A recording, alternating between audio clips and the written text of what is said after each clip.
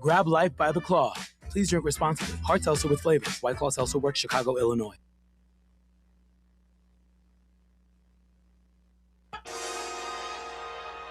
I am untethered and my rage knows no bounds! Ladies and gentlemen. All I know is you never had the makings of a varsity athlete. What is it with you and this obsession with this varsity crap? People come to us because we don't sell them an entry. They can't refuse because of the implication. You wonder ever you're a bad man? World needs bad men. We keep the other bad men from the door. Some things are a matter of duty. The world's greatest radio show in Tennessee. That doesn't sound right, but I don't know enough to dispute it. And I was about to take advice from a clown who dives headfirst into the shallow end of the pool. It's Talk Sports with John Reed and Cody McClure.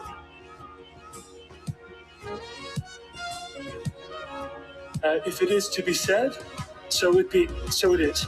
So it is. So it is. So it is. It's a Tennessee thing! Well, I'm holding on.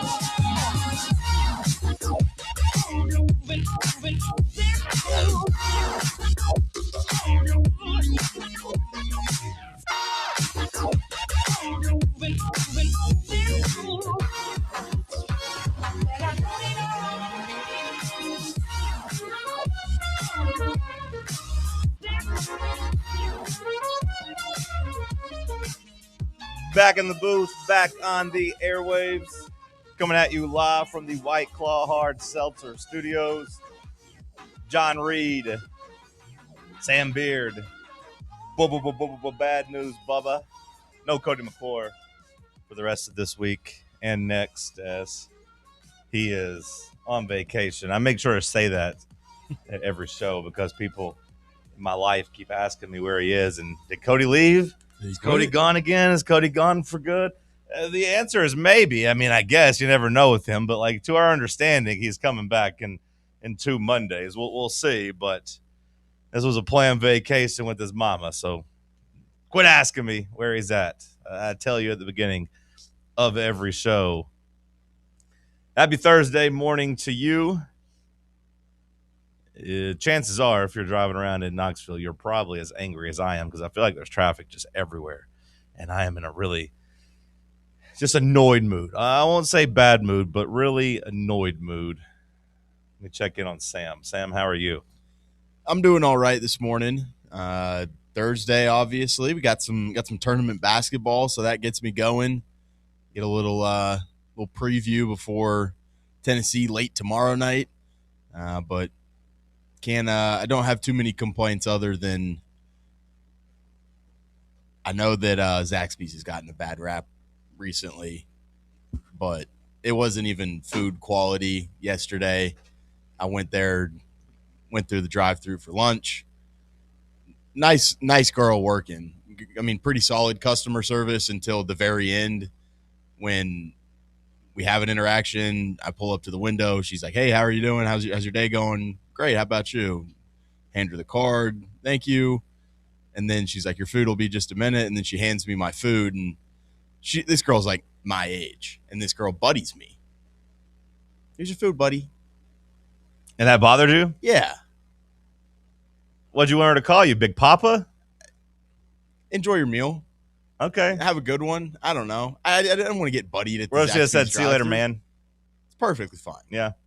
Maybe I'd have gone, "See you later, man." "See you, dude." What about dude? No, dude probably wouldn't have worked either. Honestly, I would have taken dude. I just didn't want to get buddied at the Zaxby's drive-thru by a woman my age, too. It'd be fine if it was like, a sweet older lady or something. "Here you go, buddy. Have a good one." Maybe she just thought you were nice. Maybe she thought you guys were vibing and that you guys had become friends. You know what? Maybe. I'm gonna leave it to that, but it did rub me the wrong way yesterday. That seems like a really weird thing to get all riled up about, Sam. I got to be honest. That seems like something Bubba would come in here complaining about. Yeah. There's plenty of things in life to be mad about. I don't know if we got to. Maybe I am overreacting a little too much. Yeah. Just kind of felt like, here you go, squirt. Now, Squirt, I mean, yeah, that would have been a little different. Like that'd been kind of funny, actually, had she just called you Squirt. I think I might have laughed at that one, but buddy, I'm okay with. Maybe I'm overreacting. I think you are. I told you I'm in a bad mood from the traffic. The traffic got me. Mm-hmm. And there's few things I hate on the road more than people that refuse to use the lanes. It's an easy way to get your day started off on the wrong track. And I understand that, like, hey, it's Knoxville. It's 7:40 in the morning. Like, there's going to be traffic. I get that. I got no issue with it. I've learned how to carve out time. I've learned how to really – I don't get bad road rage in traffic typically. I don't think so, especially compared to other people. But, man – this one had me rolled up because I'm trying to get off the interstate and we're trying to turn left and there's cars coming straight. So there's not a lot of room, but like we're doing 3 cars at a time. I'm like, I know we can do more than 3 cars.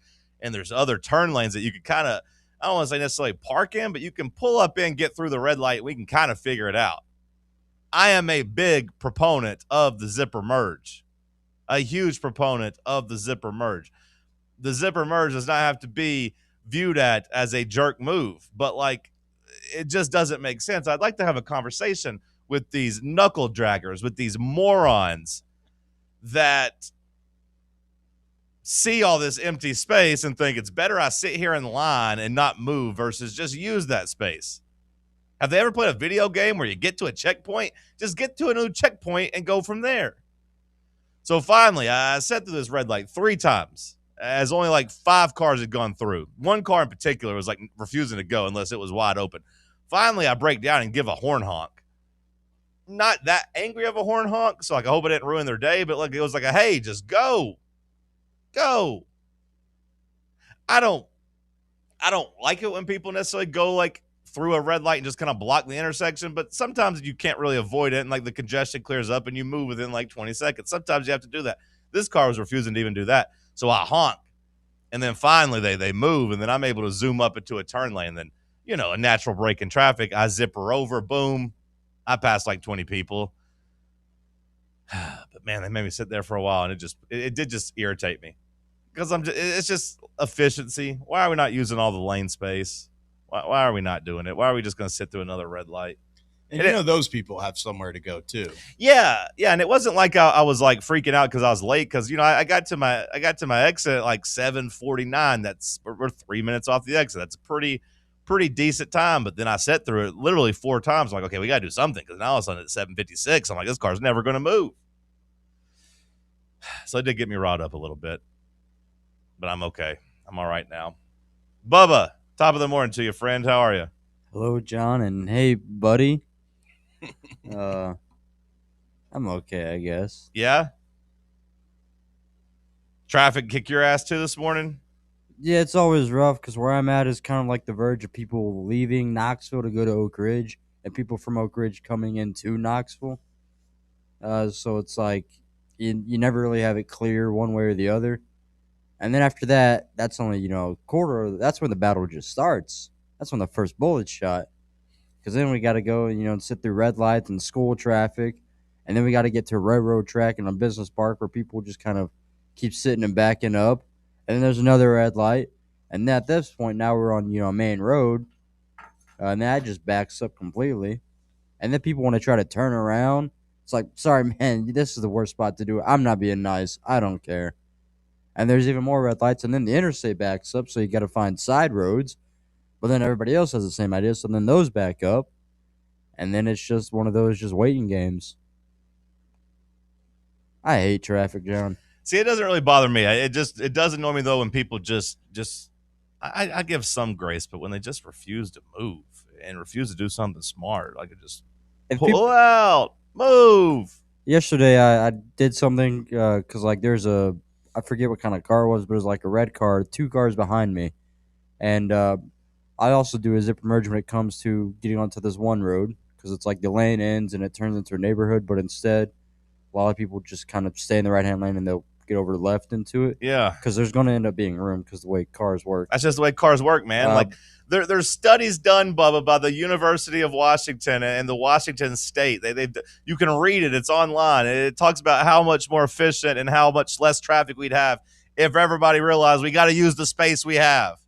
If a lane ends in 1/10 of a mile, don't get over 1/10 of a mile down the road. Ride to the very end of it. But this red car, I guess, took offense to me getting over in front of him and the car in front of him. Because everyone thinks you're trying to get over on them in life too, but they take it personally. Maybe they're just like, my boss is a jerk and I get pushed around at work. My wife's mean to me. My kids don't like me. So I'm going to take it out on you, Bubba. I'm not going to let you over because you're not going to push me around. I'm a big man now. Maybe that's how they feel. I don't know. I mean, I do halfway agree with that sentiment, but like, I know you do because we talked about it. Yeah, like, you're one of these jerks too. Well, I'm both situations. It's like on one hand, it's like, how dare you think your time is more valuable than mine? Like, oh, you got to really get there in a hurry, so you're going to make a dumb, boneheaded move to get in front of me. It's 4 Screw seconds. Screw you, buddy. I've been here. I've been waiting. It's 4 seconds. If everybody just realized, hey, none of this really matters. We're going to get to the place basically at the same time. Maybe everybody would just chill out. Who cares if somebody gets in front of you? It's 4 seconds. Well, then if it's the safest move, yeah, please get on ahead. You know, like, I don't trust anybody else around here except myself and my vehicle, so please pass me. The only time that I really sometimes, like if I'm on the interstate and I'm doing a proper speed and somebody tries to get in the slow lane and pass me, sometimes I will speed up there. I do take that one personally a little bit. Like if I'm going and I'm doing a good job driving and you're just trying to be a jerk and trying to like, the worst is like if ever like there's a transfer truck on the right, okay, and the transfer truck's not going very fast because I'm a friend of the truck drivers, so I try to not get mad about that. But sometimes then the left lane goes slow. There'll be like a truck in the left lane or just traffic's built up and there's nowhere to go. And if somebody comes zooming around the right side trying to cut me off and get in front of me, and I'm like, where are we going to go, man? There's nowhere to go. Sometimes then I will not let people in because that's not really the same as zipper merging. That's just a guy being a lunatic and he needs to sit over there and just punch his steering wheel and get mad. I've gotten better at the insults. I want to get him stuck behind that transfer truck and boxed in. I do want to do that. I started using less profanity. Okay. And started going more towards their life and likelihoods. Yeah. So it's like, this guy's wife hates him. Oh, yeah. You can tell this guy's dad didn't tell him he was proud of him. That's what I'll do. And then I'll say, oh, man, this guy's next haircut, he's going to get absolutely shafted. Oh, this damn schmohawk. He's going to walk in and his kid's going to have an F on his report card. Yeah. There you go. Hit him where it hurts, Bubba. And that kind of makes things a little bit easier for me because it's like the more I have to keep thinking about what else to say to this person that's not just a straight, word. Sure. It kind of calms me down a little bit, sure. And it makes me feel good because it's like, oh, that was a good one. Like, this guy's wife is going to leave him in 3 years to have a kid with another dude. And I know how you are. You crack yourself up. Few people laugh at their own jokes more than you, Bubba. Few people crack themselves up more than you do. So I bet you're just sitting there giggling. That's a good way to diffuse a situation. I just love driving. I view it as like a puzzle. I view the lanes as puzzles. I like to weave in and out of traffic. I like to. I like to maximize my efficiency. I keep my eyes everywhere. Like I don't just stay in one lane. If I see some breaks in traffic, I get over. I pass. I love it. I love long road trips where you got the interstate and you can go a little fast. You can kind of weave in and out. It's great. I'm just a cruise control kind of guy. And that's okay. I'm not judging you. It just couldn't be me. I gotta be doing the best I can out there. Put that on. Close your eyes. Lean back. Close your eyes. I don't think you should close your eyes. I was riding high. I was in a good mood. I don't know if you saw, Sam, but my Hawks went on ESPN last night. I did watch. They almost blew it. They did blow it, but then they came back and took it out of the jaws of defeat. Mm-hmm. I was feeling good when we were up 21. Then the Pistons hit a 3 right before half. I'm like, okay, 18, that's all right. And then the Pistons and Tobias Harris, credit to him, came out and they were balling, and it was like 25-5 or something in the third quarter. I was like, oh my God, this lead is gone. We're down 2. We're down 4. What the hell has happened? What the hell? Yeah, I was on at the gym as they had that like 20-point lead, and then I just glanced over occasionally, just getting lower and lower lower, and then it was Pistons have the lead. Well, you must have been on a treadmill just trying to like count like 30 seconds at a time. Sometimes I'll do that when I'm running on a treadmill or something. I just stare straight. Then I'm like, okay, I'm going to check here and see how long I've been running. I'm like Vito in The Sopranos. I'm like, oh my God, it's only been 40 seconds. What the hell? But no, the Hogs blew that 18-point halftime lead in about 3 minutes of game time. So it didn't take very long. But then we survived and we pulled out a victory. I was riding high. One of the biggest wins in the Hawks regular season this year. It had me fired up. Maybe the biggest win. Don't look now, folks. But we're all the way up to the 5 seed. How about that? Wow. I know. Left for dead at the 10 seed. They crushed us for trading Trae Young. All you got back was C.J. McCollum. Well, C.J. McCollum won that game for us last night. A true pro's pro. A March Madness legend. Now, I will say the difference between a 5 seed and 10 seed is still like 2.5 games. So can't let up. That's why all these games are so damn important, but that's why I was so fired up last night. It was a big win.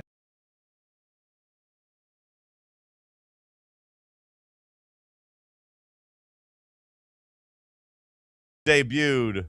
We'll see which one the P team finds to be more noteworthy. Stick with us. It's Talk Sports on Fan Run Radio. Take Fan Run Radio with you on the all-new Fan Run app. Just search for Fan Run Radio wherever you download your apps. What kind of day is it? It's a White Claw day. Grab a pack, grab your friends. Everything else in life can wait. Your friends shouldn't. Let's go. White Claw. Grab life by the claw. Please drink responsibly. Hard seltzer with flavors. White Claw Seltzer Works, Chicago, Illinois. Welcome to Axle Logistics, where excellence isn't just a goal, it's an energy. As a leading third-party logistics company, Axle is powered by an award-winning culture built on a work-hard, play-hard mentality. Here, the drive for success is contagious and hard work never goes unnoticed. Whether you're just starting out or looking to level up, Axle Logistics is the place to launch your career. Join us and take your ambition to the stars. To learn more, visit axlelogistics.com. Located in Knoxville's historic Old City, Barley's offers great food, live music, the best draft beer selection in town, and now your new favorite place to watch sports. Their indoor projector is perfect for any weather, and they've revamped their upstairs area with more TVs to take in all of the action. Their menu features hand-battered chicken tenders, juicy burgers, fresh salads, and the tastiest pizza in Knoxville. You can enjoy their happy hour drink specials daily from open until 6 p.m. Barley's Tap Room and Pizzeria. Hey, Vols fans, Cody Brown here. I grew up right here in Tennessee and know what it means when someone says, I've got your back. That's why you can trust Farm Bureau Insurance of Tennessee. Whether it's your home, your vehicle, your family's future, or the business you built from the ground up, we will show up for all of your insurance needs. We are Tennesseans who understand what matters, which is doing right by you. Insurance is not all about just paperwork and policies, but it's about the people we insure every day. So if you want insurance that hits home, give me a call at 865-992-3871. Go Vols. Are you ready for the start of a new season? Maybe looking for your team to go on a tournament run? Get game day ready with Crumble. Head on over to your nearest location and pick up 12 pre-selected cookies plus exclusive toppers. When you're looking for dessert options, there's no question about who you should call on. Our listeners already know. Last year, the Dubai chocolate was a home run, along with the brownie batter. Oreo crumb was another crowd favorite. What new flavor will set the standard this season? If you're in the Knoxville area, there are 3 locations ready to serve you: Clinton Highway, Parkside Drive, and Maryville. Download the Crumble app to build your best lineup and vote on the best combos. You can even put your bid in to request a new flavor. Order in the app and slide on over to your nearest location. Tell them Fan Run sent you, and as always, it's for the fans, by the fans. Don't miss the cookies.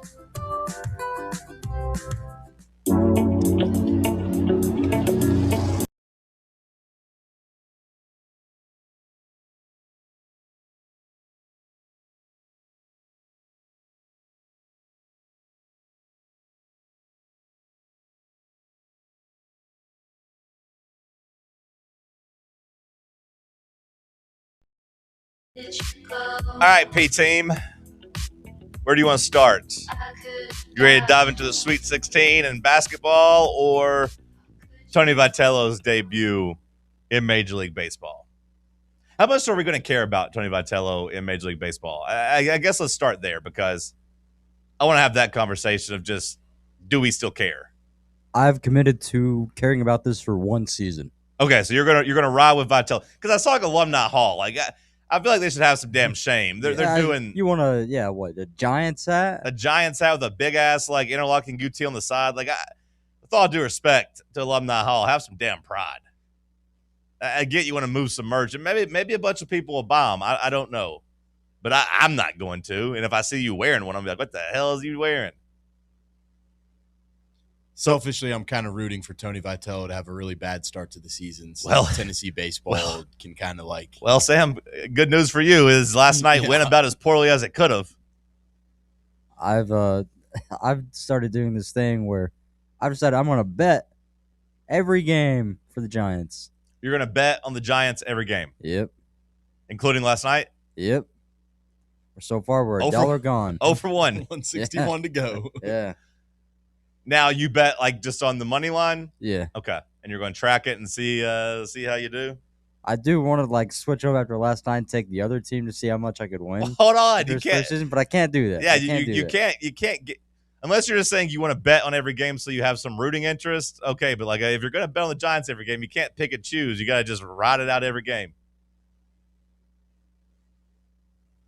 Oh, it was a terrible start to his career. Like it was bad. He gets off a little honky-tonk party bus out there in San Francisco.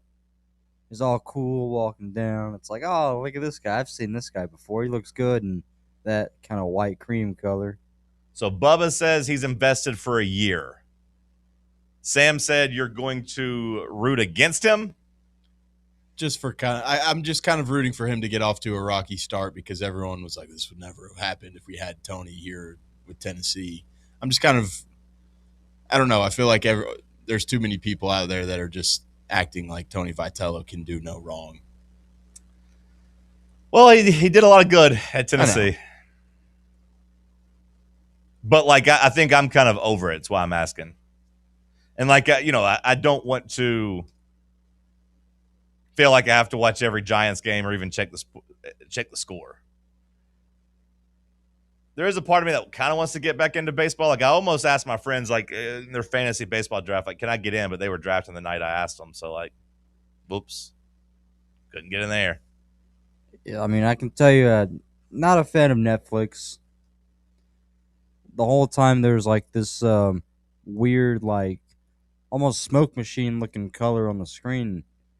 I don't know if it was like green screen with the advertisements behind the plate or if it was just the way the lighting was hitting in the park out there, but it didn't look that great. And then also there's score bug.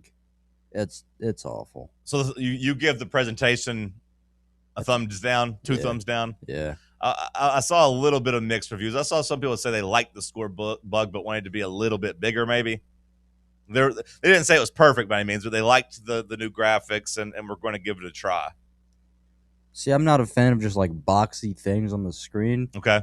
And it's ironic because I really enjoyed like the Super Bowl logo of the Chiefs and the Eagles, where it's just like, the red outline, the KC, the number, nothing behind it, So it's like I kind of like that style where it's just like I want the least on my screen as possible. Okay. And when you have something just taking up like the bottom right quarter of the screen, it's like, what are we doing here? I saw that they missed a couple like hits in the actual game from coming back from. They did miss the ABS challenge because they were interviewing. I saw that criticism a lot too of just the game presentation, that they were focused too much on Netflix properties and like doing interviews versus actually presenting the game and the action. Also, that Burt Kreischer out there in a kayak, that's immediate thumbs down for me. Yeah, it seems like they're still going to kind of squeeze out as much as we can out of this Burt Kreischer guy, but I've never liked him. I got a text from Aiden, and he was like, "You watching this Tony V debut right now?" I was like, "No, I'm at the gym. I'm going to turn it on after." And he was like, "Well, it's Burt Kreischer like shirtless in a kayak so far," and I was like, "I haven't missed anything yet." Well, I saw they were bringing out the hand thing to throw the first pitch from Wednesday. Bubba, did you see his first pitch? How was it? I didn't see the Okay, pitch. well, I saw that he was somehow going to throw the first pitch. And I was like, okay, I've already kind of seen it, like when Netflix and WWE got together, of like Netflix is presenting sports just to try to beat you over the head with all their other stuff. Like they're trying to integrate everything. Like they made WWE have a damn Stranger Things night, but none of the Stranger Things cast was there. Like it wasn't like they came and actually helped, but they had to promote Stranger Things the entire damn episode. That's why Jey Uso was there last night to give the old play ball. Yeet. Yeet. Did the crowd do it? No. That has to be a bad feeling. Because, like, you feel like you're pretty famous, but then you go out there where people don't know who the hell you are. Because he was like, I got 8 letters, 2 words for you. Play ball. Yeet. And it's like, all right, thanks, Jay. It is funny, though, the things that people care about that I don't. Like, I always feel that way. Like, every time, like, a broadcast tries to put something new out there, like a new score bug, there's just some people that just care so much about it. I'm just looking at it, I'm like, whatever. Who cares? The only thing that really bothered me is like whenever they put like the green lines. Whenever the NFL broadcast tried to experiment with like they like basically shadowed out and like highlighted how many yards they had to go for a first down. I hate that. Yeah, like so it's like 1st and 10, so like the 10 yards were just really highlighted, and the rest of it was like kind of dark. I hated that. I was like, we don't need that. We see the yellow line. That's good enough.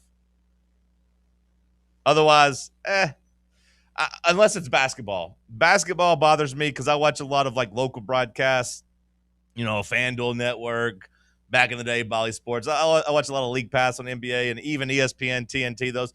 It bothers me that we can't like have a uniform rule where we're going to show how many team fouls there are and how many timeouts are left. That drives me crazy. I need the info. I need to know how many timeouts are left. I need to know when the team's going to be in the bonus or the penalty. Like I need to know that. Otherwise, whatever. Bad start for Tony Vitello, though. I saw some people already talking about how, like, they were groaning about, leaving his pitcher in too long. Which, I mean, it was his ace. So, I mean, what are you going to do? But his ace didn't do him any favors. But they're like, get him out. I'm like, oh, here we go. Yeah, now Logan Webb was getting pieced up. He did. And then they asked him, they were like, hey, so Tony, what's your guys are communicating back here? He goes, yeah, they're grown men. They've been in this place before. So it's like, I don't know. I guess it's a different atmosphere, but it's also kind of the same for him. It was cool to see Frank Henderson in there, though, but also not really. I pulled up the San Francisco Giants first, their tweets of 7-0, the final. And the first reply is the Giants, I guess they're rabbit. They have a rabbit as their mascot. He's standing next to the Golden Gate Bridge with a rainbow, and it just says, I want to die. So that's good. They're off to a hot start after one game. I don't know if it ever threw the first pitch, but I did see, like, it was on a skateboard, and, the animatronics and the fingers are waving. But I'm not seeing it actually just slinging that bad boy from the mound. Okay. Yeah, I don't know how they did it. I was waiting for the video to hit the timeline of how they did, and it never did. So we'll see.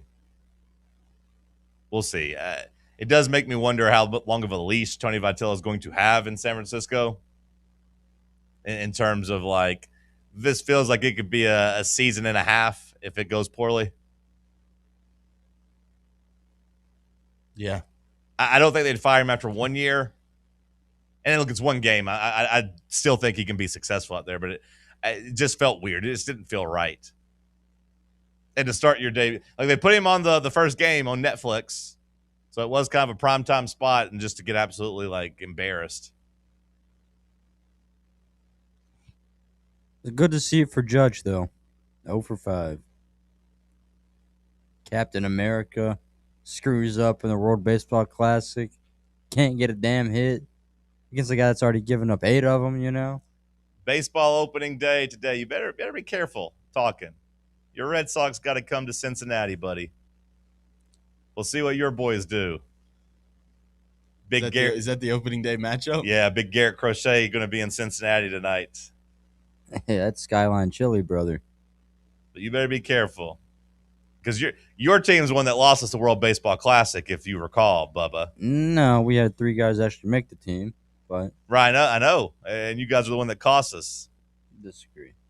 It's not Whitlock's fault. Your pitcher up there just doused himself in gasoline and gave it up. We'll see if your boy Rendon can handle Big Abbott. We'll see if he goes 0 for 4, 0 for 5.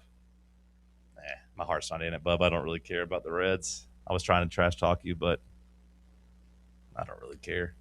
Baseball opening day is today, though. We'll see how much we cover it. We'll see how much we pay attention to the Giants moving forward. But they did get the primetime spot yesterday, so I thought it was worth mentioning. We'll talk some Sweet 16 coming up after the break. Some games tonight. A big one tomorrow in Chicago with your Tennessee Volunteers. Let's go, let's go, let's go. Sam Sinister Break. Let's talk sports on Fan Run Radio. Check out exclusive Fan Run video content on YouTube. Just search Fan Run Sports and be sure to like and subscribe. Hey, it's Russell Smith here for ECR Total Landscapes. I had the ECR crew out to my house last year to remove multiple trees on my property, and I couldn't be more satisfied with the work they did. Not only did they cut down several trees that were too close to my house, they also grinded the stumps and cleaned up the work site, leaving my yard looking better than before. Take it from me. If you've got a dangerous, overgrown, or storm-damaged tree that's threatening your home, your car, or your family, don't risk it. Do what I did. Call ECR Total Landscapes for a free estimate. Tell them Fan Run Radio sent you. 865-384-2012. That's 865-384-2012. Your local tree cutting experts. These guys get the job done. Check out their website, ECRTotalLandscapes.com. eBay Motors is here for the ride. Go ahead, feel your engine. Admire that perfectly installed exhaust. Your vehicle's moving along this freeway like it was made from fresh installs and a whole lot of love. With eBay Motors, you get over 122 million parts to keep it running. And with eBay Guaranteed Fit, they'll be the perfect fit every time. Plus, at these prices, well, we're burning rubber, not cash. Keep your ride or die alive at ebaymotors.com. Eligible items only. Exclusions apply. Running a business, coaching a team, planning your next big event? You need more than just gear. You need SM Athletics and Logo Solutions. Custom uniforms, branded apparel, promotional products, done right, done fast, and built to show off your brand with pride. From local businesses to high schools to major universities, SM Athletics is trusted by winners. Get real service, get real quality, get noticed. SM Athletics and Logo Solutions, where your brand comes to life. Visit smathletics.com and let's build something great together. Surfside is made with vodka, real tea, and real juice, and has only 100 calories, 2 grams of sugar, and 0 bubbles. That's right. No bubbles, no troubles. That's why Surfside was named the 2025 Spirit Brand of the Year by MarketWatch. Their variety packs come with options: iced tea, lemonade, or green tea. Find your flavor by trying them all. Surfside, sunshine in a can. Must be 21 or older to enjoy. Party smart. A brand built in Tennessee and born from the love of the game. Inward Half revolutionizes golfing comfort. Crafted by a former pro and dedicated enthusiast just like you, our luxury performance wear guarantees you stay cool and comfortable through every swing and every day. We're not just a brand. We've set out to create a lifestyle for those who understand that impeccable style and premium performance are a hole-in-one. Enjoy the walk-in with Inward Half.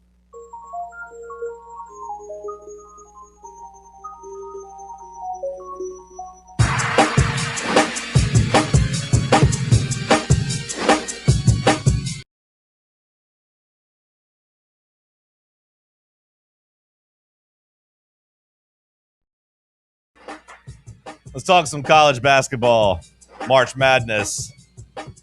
I did get fired up reading the quote from and listening to the quote from Illinois' coach Brad Underwood. I wonder if Mick Cronin was watching this and somewhere kicking a stool or yelling at somebody or taking a belt and hitting himself in the back with it, punishing himself. They asked Brad Underwood about playing Houston tonight in Houston. You know, it's a Sweet 16 game in Houston's backyard. Does Illinois, does that upset them? Does that bother them? I did love his quote. I could care less.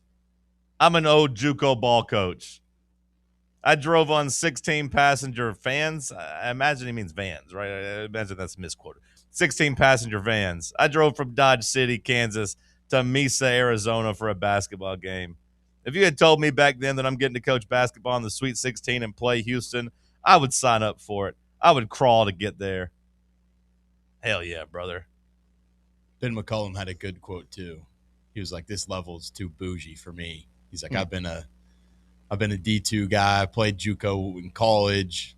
He's like, the only people that really need to worry are my director of basketball operations. He's like, I just get a text telling me where to show up, what plane to go to. There'll be a car waiting for me. I'll have a meal there. All I got to do is bring myself and my laptop and just be ready to scout. I don't even have to wash my own uniform anymore. Yeah. I don't have to do all the laundry for the team. What the hell? Texas, Purdue, Iowa, Nebraska, Arkansas, Arizona, Illinois, Houston. Sam, what game are you most looking forward to tonight? Unfortunately, it is the game that is the latest. Okay. Illinois, Houston. Yeah, I'm really, really excited about that game. I just think Illinois' team, I think, is really interesting to me all season long with all the Balkan block they've got over there. I think Houston, just the storyline for them is kind of a team that's been knocking on the door for so long. They've still got a lot of those veterans that have been part of those runs, and I feel like they're just kind of a story that's waiting to kind of go happen and make a run there. But all these games are great tonight. Bubba, do you have one that stands out to you? Iowa, Nebraska. Yeah, I'm interested. So, like, I would imagine the 7:30 slot where Iowa, Nebraska is in that South region, I would imagine that's better TV real estate than the 10 o'clock game. So, like, they're saying Iowa, Nebraska is a bigger game than Illinois, Houston? I guess. Is that the way I'm supposed to take that? I wonder if they're trying to say the people on, like, we're going to start a game this late so that everybody on the West Coast can watch this too. I don't think they'd be telling us that tomorrow Tennessee, Iowa State is a bigger TV draw than Michigan, Alabama. That's fair. Like, typically, I feel like 7 to 8 o'clock. I mean, they try to do prime time there. Like, very rarely are people, are companies, leagues putting on their best product at 10 p.m. I think they kind of know that most of the East Coast is going to be asleep on that. I mean, Iowa, Nebraska is fascinating, but just in the sense that, like, neither team is supposed to be here. Nebraska, ever, that they're never supposed to have advanced in the NCAA tournament, much less the Sweet 16. Iowa, 9 seed. They're not supposed to be here. I don't know if anybody is, like, watching that with a rooting interest, because I don't think anybody really even has bracket implications here. I can't imagine too many people has Iowa or Nebraska in the Elite Eight. It's not like these coaches are superstars just yet. I mean, McCollum might be at Iowa. Fred Hoiberg's had his time in the sun, but it's not like the coaches are a draw. So I'm pretty shocked as to them saying they want Iowa, Nebraska before Illinois, Houston. I would think they'd have put that one on, unless they view that as competition to Texas, Purdue. But it's not like that's a huge. I mean, like, I don't know. Arkansas, Arizona is a pretty big draw too. I don't know. I don't know if I got it in me, Sam, to be up past midnight to watch Illinois, Houston. I know.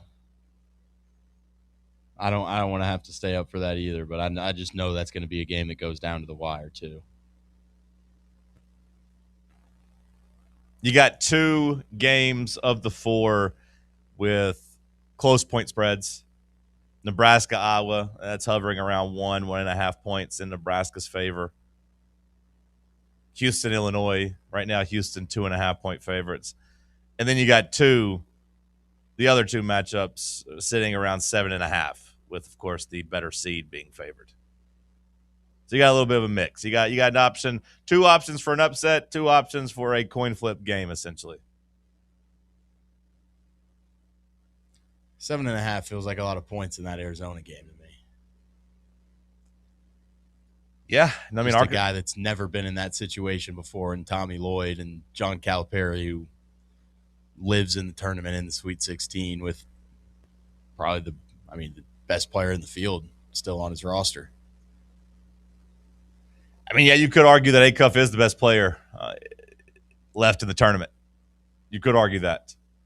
And, I mean, you talk about experience. Yeah, I mean, Calipari and this team, I know it's not the same exact team, but there's not been. It doesn't feel like there's been as much turnover. There's at least a couple of leftovers that were at Arkansas with him last year that are still there. They were in a similar position at this round last year, and they gave Texas Tech every bit they could handle. They gagged it away, but they gave them everything they could handle. Should have won that game.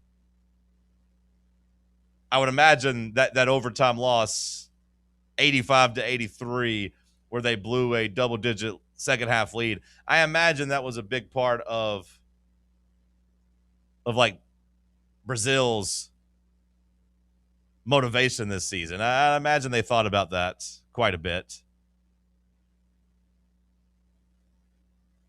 They've had those reps, whereas Arizona hasn't. But at the same time, like if you told me Arizona killed them, I wouldn't be surprised. I do find that I find the line to be fair. I probably lean towards it being too high, like you said, just because I think it'll be a close game. But like I don't expect Arkansas to win this game. It almost feels like at this point, if you're going to back an underdog, you kind of got to fully believe they're going to win, or that they have a good chance to win. If you're going to take the points, and I don't really see Arkansas winning this game. Kind of same like Texas Purdue. Like I think Texas has actually played a lot better recently, and like the metrics are maybe a little misleading because they've been a much improved team over the last couple weeks, and they do something stylistically that Purdue struggles with, but I just don't see Texas winning this game. So I can't really, in good conscience, take Texas in the points because I could easily see it being a 4 or 5 point game, and they just are fouling at the end, and next thing you know, it's 10, it's 11. They let go of the rope, and they get beat. If it was a regular season game, or maybe they don't foul, as much at the end, maybe you could convince me that these underdogs could cover and keep it close, but I just get a little weary of that when it comes to tournament time because they play more desperate, and at the end, they foul a lot more and give extra points at the end. They should give us a line for like the 39 minutes of a game. That's interesting.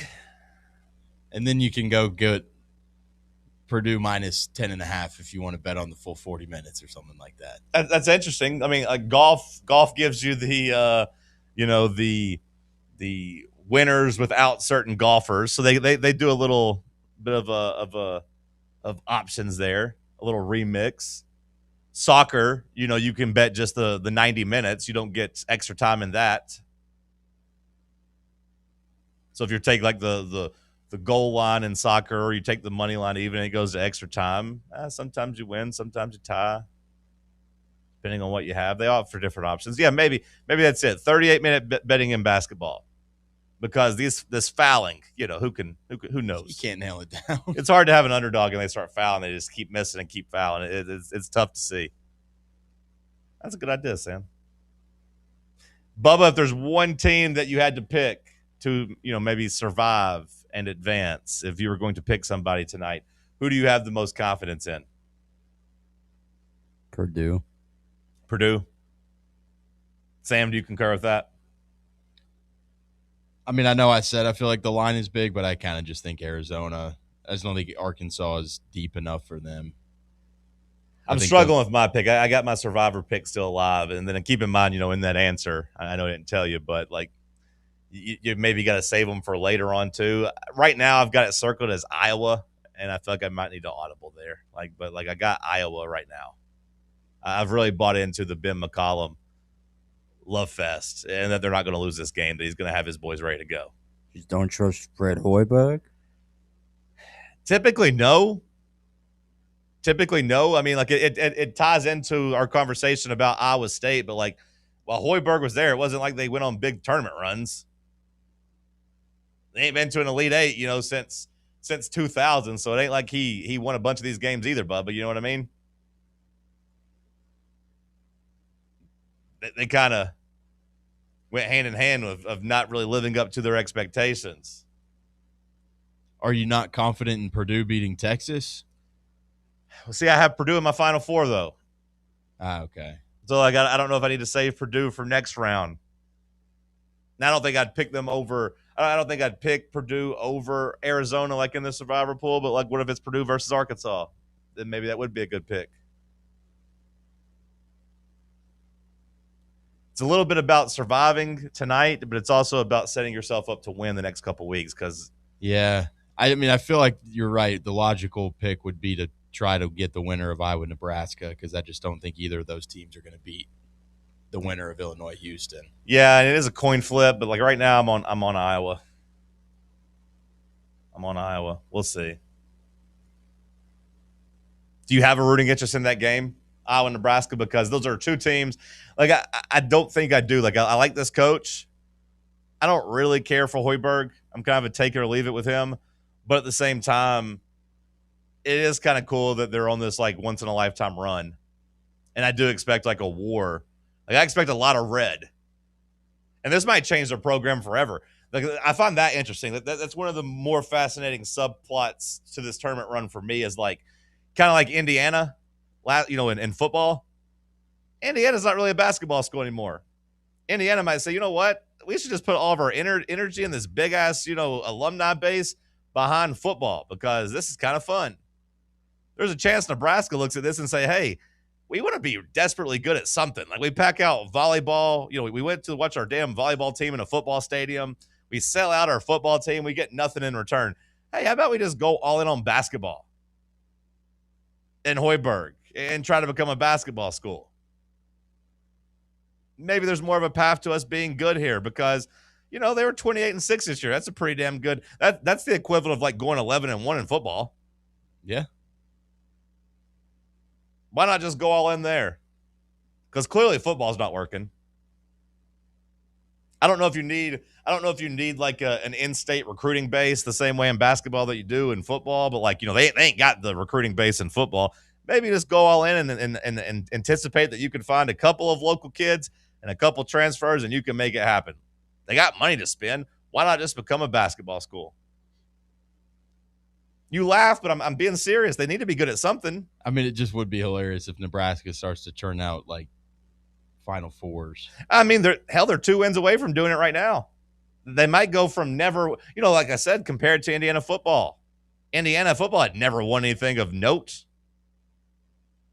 Wasn't there a stat that it was like their 4th bowl game ever when they played Alabama, like in the Rose Bowl? Wasn't that like their 4th or 5th just bowl game ever? So it's not like they're in a different place than Nebraska, have never winning a tournament game.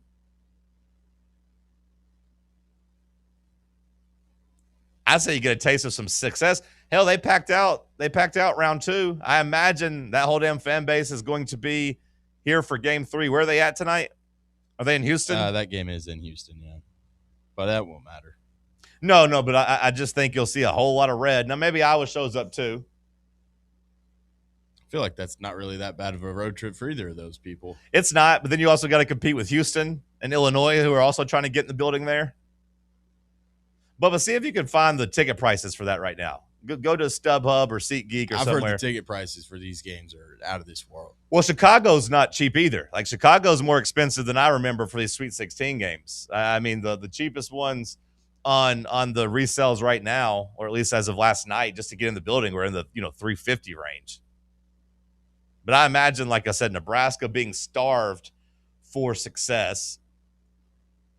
It's not like I was a fat cat either. You're in Houston's backyard. Just on like the little ESPN app, it says tickets as low as $280 just to get in the building. But that's on like Vivid Seats. So yeah. I don't know if that's. That's kind of a fun wrinkle because I mean, like you heard the Vanderbilt guys complaining about playing a road game in a neutral site, which is kind of funny seeing how they did that same thing in the SEC championship to Arkansas. I didn't hear them complaining then or crying then. I've seen tickets at $294 is the cheapest here for 2. Where nosebleeds? Where are we at in Chicago right now? Can you pull that up? What the lowest ticket to get in right now is for that? Because hell, I know the school, the poor students, face value for them in the upper deck in Chicago is over $200. Really? $312 has been the cheapest. Yeah. Okay. That's so not without that any fees or anything like that. So you're probably looking at like $345. Yeah, but not so like a $70 difference you said between, or no, was it what was the Iowa State Nebraska one? Was it in 200s? Was it 298? Is that what you said? $294. So Chicago's actually more expensive. That's kind of crazy. The student tickets are $200. $220. Do you get both games? Like, Yeah. do you get the whole session, or do you just only get Tennessee? Well, you get both sessions, but Okay. the next session costs $220 more. Yeah. Like when you buy them, you have to buy both of them, but they don't charge your card until the second game. So like you're on the hook for $450, I believe it is. I think it was $225. You're on the hook for $450, but they only charge you $225.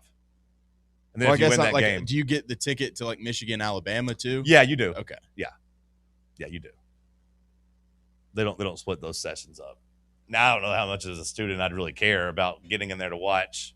I mean, game. you might as well watch 2 games if you're going to pay $200. And when I go, Sam, I typically get in towards the end of the game, or I leave before the other game, like depending if Tennessee's first or not.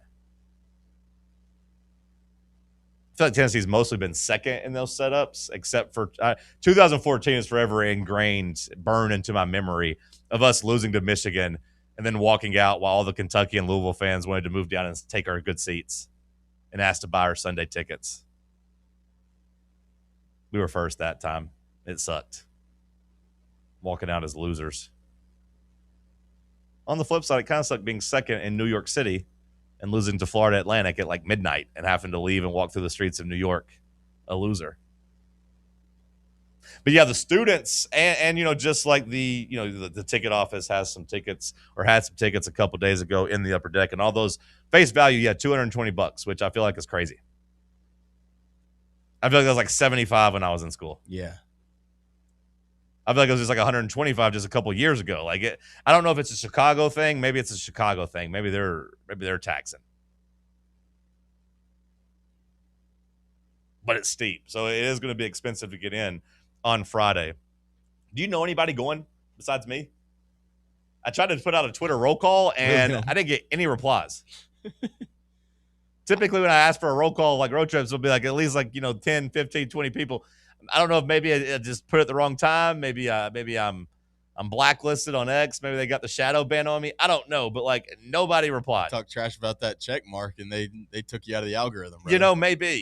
Maybe because like I said, it made me a little worried because I asked for a roll call and nobody. What time did you tweet it? What time would you think would be a bad time to tweet it?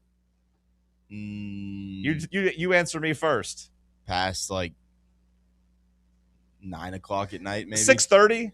Okay, yeah, 6:30 p.m. It was like I guess people are gearing up for dinner and stuff and leaving work, and maybe they got the family time. I don't know. I feel like our basketball fan, I feel like we don't have a great traveling basketball fan base. Not a great one. And, I was super frustrated with the Purdue game, Easter weekend, Elite Eight, whatever. But, we still at least had some people there. We at least had some people there. Like last year in Indianapolis, we had a decent crowd there, too. Now, Indianapolis is a little bit easier of a drive. I think that was a 4.5-hour drive versus Chicago being, over 8 hours. Is it really an 8-hour drive? Yeah. Yeah, it's an 8-hour drive, so it's a little bit different. Of course, I get that. I'm not driving it. I drove to Indianapolis, so it was easier to get up there. But really, not too many people in my party are going. Typically in my friend group, there'll be at least 7 or 8 people going. This time it's down to 3. So I'm just curious if you knew anybody going. I don't know anyone that's going, honestly. It kind of snuck up on me because I didn't really think I'd be fired up for this game. And I wasn't positive we'd get past Virginia. But hell, I got to be there to support the boys. Sweet 16 games are fun. It's one of the best things on the sports calendar, I think. The passion, the neutral site, the feeling of hope. All those things are great. That probably is what happened to a lot of our fans. They just didn't really expect us to go make a second weekend run, and then it kind of sneaks up on you, and probably a lot of people are like, man, I can't just make this trip on 3 days, 4 days notice type of thing. I know, but they gave you till Friday at 10 p.m. It's hell, you don't even have to take a full day of work off on Friday. Just take a flight right after work. Yeah, that's what some people are doing. Maybe TSA scares some people off because I am a little nervous about getting out of Chicago. Knoxville, I'm not worried about. Getting out of Chicago on afterwards on the return trip, that worries me a little bit. Damn government shut down. I try to put out another roll call. We'll see if anybody answers this time. Hell far. Rick Barnes deserves a little bit more love than this. I'm going to give it to him. Hour 1 of the books. We'll kick off hour 2 with some headlines. Stick with us. It's Talk Sports on Fan Run Radio. The flagship station for Tennessee football. Fans. Fan Run Radio. At Knoxville Insurance Group, they understand the challenges many consumers face when searching for insurance coverage. That's why whether it's for you, your family, or your business, they create a coverage plan specifically for your unique needs. Knoxville Insurance Group is an independent firm, which means they aren't beholden to just one insurance company. They search multiple companies acting as your negotiator to find you the best possible policy and price. Start a quote in minutes at KnoxvilleInsuranceGroup.com or call them today at 865-694-9788. Barley's has live music on weekends, general team trivia on Wednesday nights at 8 p.m., and now live sports trivia courtesy of the Knoxville Trivia Guys every Thursday night upstairs. The game starts at 7 p.m. and is free to play for everyone, so head on down to the Old City and show off your sports knowledge and win gift cards to Barley's. Use those gift cards to buy some delicious food and drinks, and you can take it all in with their wide selection of TVs and indoor projectors. Barley's Tap Room and Pizzeria. Smoky Mountain Brewery is the place to be for game day. From the moment you walk in, it's wall-to-wall big screens, making Smoky Mountain Brewery the perfect place to watch the Vols or your favorite team in action. With locations in Turkey Creek, Maryville, Pigeon Forge, and Gatlinburg, you're never far away from a great time at Smoky Mountain Brewery.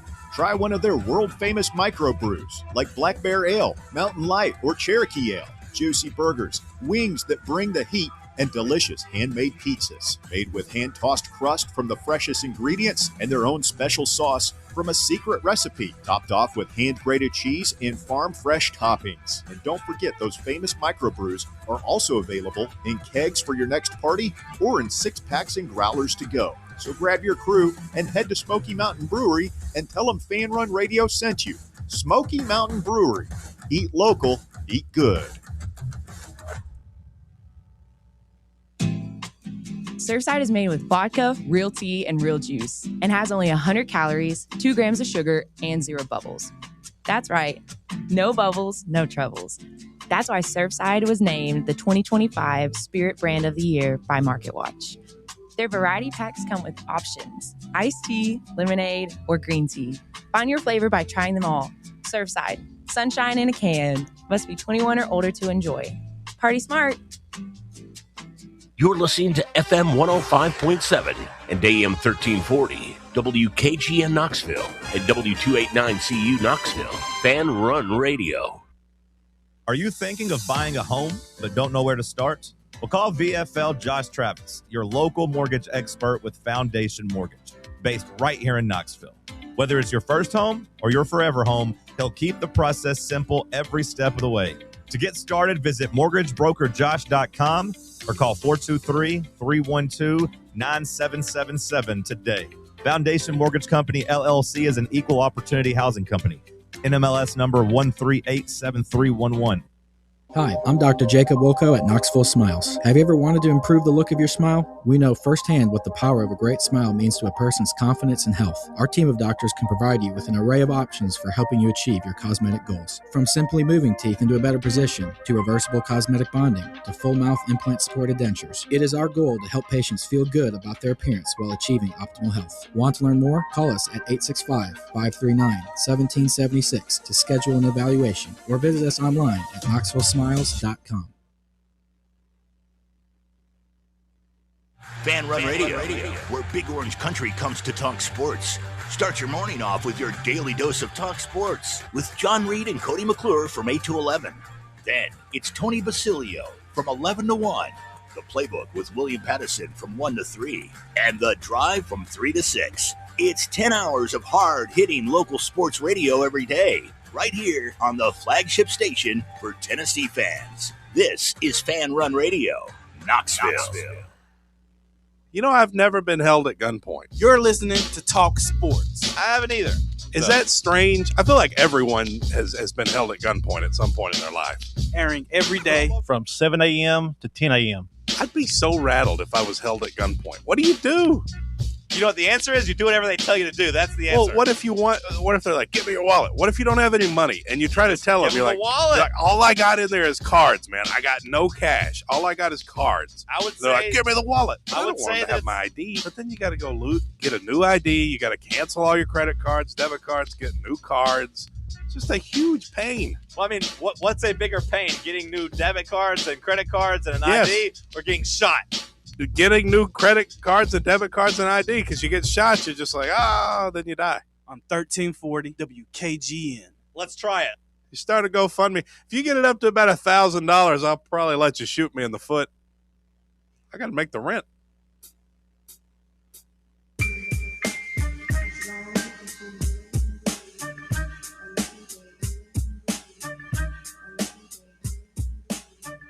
Hour number 2 kicking off here in the White Claw Hard Seltzer Studios. Drink the lights, refreshing White Claw Hard Seltzer. Drink it responsibly. All right, P-Team, let's switch gears. Give me some news. What you got for us? Will Wade back in Baton Rouge, potentially? LSU working to hire McNeese's Heath Schroyer as a senior administrator. The head coaching job over at LSU, not yet open, but LSU president Wade Rusey and Schroyer both previously hired Will Wade at McNeese and are on the verge of bringing him back to Baton Rouge for round 2. It seems as if North Carolina State is trying to make a desperation plea to keep Will Wade. I'd feel pretty disgusted if I was NC State. But it reminds me of like the scorpion and the toad. What the hell did you expect when you hopped on the back of a scorpion? NC State. Like on one hand, you probably thought, hey, we're giving him his first real shot at power basketball again. We're going to invest in him. We're going to rescue him and bring him out of the slums. And then he stabs you and bites you and stings you the first chance he gets. I mean, they're dangerously close to creating the most unlikable coaching trio in the history of sports.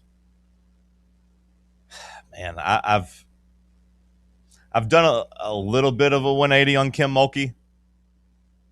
If you're including her, I don't know if you're including Jay Johnson or her. I mean, I don't really know anything about Jay Johnson. Lane, her and Will Wade. I've done a little bit of a 180 on her. So maybe like 140 or 130. I'm not all the way turned, but I do find her to be a little bit more likable. Really, to me, I think maybe it was just like I didn't like Angel Reese. I didn't really like I didn't really like her Baylor teams, and then I didn't really like Angel Reese.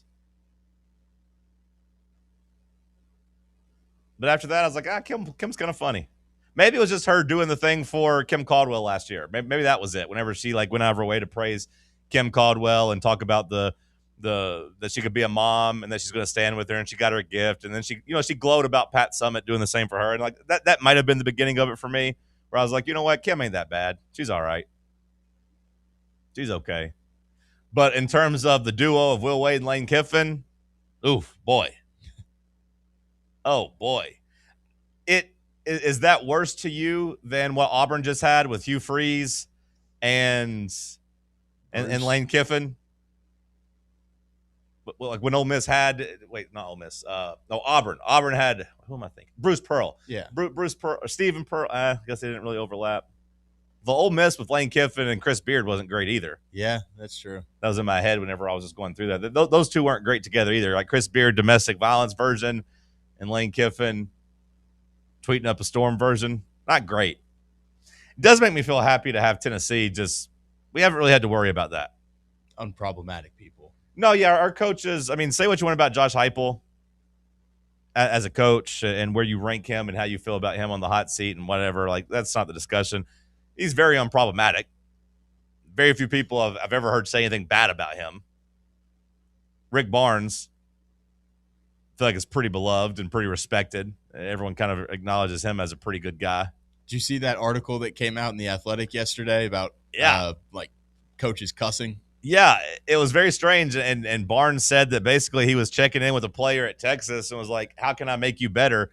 And the player was basically like, stop cussing at me. I've never had that happen. I don't like it. And Barnes said, all right, I'll never cuss at you again. And Barnes says he's never cussed in general ever since then. I watched some clip of Grant Williams on like Jeff Teague's podcast, and Grant Williams was like, I've always like, it's been like a sense of pride that I've made Coach Barnes cuss at me twice, like in my career or something like that. Yeah, I was going to say there's no way Barnes can actually say he's never cussed ever again. There'd be slip-ups. But he's talked about that openly, too, of just about being an angry person and kind of being foul-mouthed and, like, kind of realizing that wasn't the way the Lord wanted him to talk and stopping. And then I saw Mike Wilson tweet. He was like, in my 9 years of covering the team, he's like, I haven't heard Rick Barnes have, like, a outbreak like that, Did Grant say like what he said to him? I don't think so. But maybe if I just listened to the actual podcast and not the 45-second clip. Get your fat ass up. Go do something. Get on those stairs. Well, I mean, I saw a clip from that podcast too, and Grant Williams was talking basically about it sounded kind of crazy, and I don't know if it would slide. I don't know if Barnes still makes them do it, but I found it fascinating because Grant was talking about how when they struggled and they didn't practice good or play good, Barnes would basically lock them in the gym. Grant Williams said they lock him in the gym from like 6 a.m. to 9 p.m. He could be exaggerating or whatever, but he was like basically like the team had to stay in there and do drills and do workouts from like 6 a.m. to 9 p.m. Because then Grant was talking about how like the team basically just came up with plans for the night and how they all went out afterwards. Like as soon as 9 p.m. broke, they're like, all right, let's go get ready to go to the club. That's crazy. DJ Lagway spoke out on his time at Florida. Quite the quote here. I was in a bubble down there. Didn't feel like a normal person. I didn't even know what the campus looked like. I was really closed off. I didn't really hang out with my teammates. Yeah, I was depressed. I just stayed in my own lane, stayed out of the way. You don't really want that as your starting quarterback, You don't want your starting quarterback to stay out of the way. Like you want him to lead. Especially the fact that he just doesn't even hang out with any teammates. How are you like the starting quarterback at a university like Florida and you don't take, the college experience or whatever and hanging out with your buddies and hanging out with teammates and seeing things around campus and like being the guy, Trent Dilfer is kind of a moron, but like him talking about the car key test and just talking about the quarterbacks, like if all the quarterbacks are going on a road trip, who are you throwing the keys to? That's the guy he wants because that's the leader of the group usually. He's going to drive. He's going to take it upon himself to get everybody there. There is probably some truth to that. Like you don't want your quarterback to be a passive person. I don't think they have to be the rah-rah speech giver either, but you want them to kind of lead by example and you want them to be available and like around. It does kind of put this Florida situation in a new light though, because you remember when John Summerall got hired? People are like, what? He basically, they said he met with DJ Lagway and basically made DJ Lagway try to tell them why he should be able to come back. Not so much them trying to recruit him to stay as like, why do you think you should be here? And I wonder if it's because they had gotten reports from people that like, this guy's just been disconnected and not a leader. Like this isn't the quarterback you want to win with. But he was like appalled that they weren't recruiting him, that they were basically tough on him and tried to make him sell himself. Kind of seems like there was some reason there. Do you think he can switch gears and be a different guy at Baylor if he's more comfortable there? You'd hope so. Yeah, Baylor. But I got to be honest, I don't have a lot of confidence in. No, I don't have a lot of confidence in that either. In him all of a sudden doing it.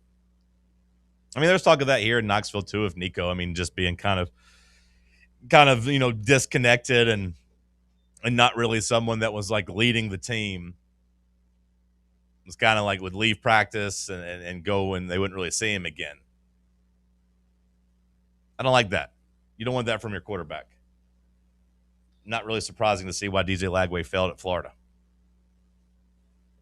If there's any year to read your draft boards extremely carefully in fantasy football, it would be this year as the Falcons are expected to sign Brian Robinson Jr. Be careful, Bubba. Be careful next year when it's time to get the stickers out and you see B. Robinson, Atlanta. Be careful. I'll be fine with either of them. Not in the first round, I don't think. Brother, you don't know. Well, that is true. Your team was pretty terrible this year. You might be okay with it. Your team was pretty bad, Bubba.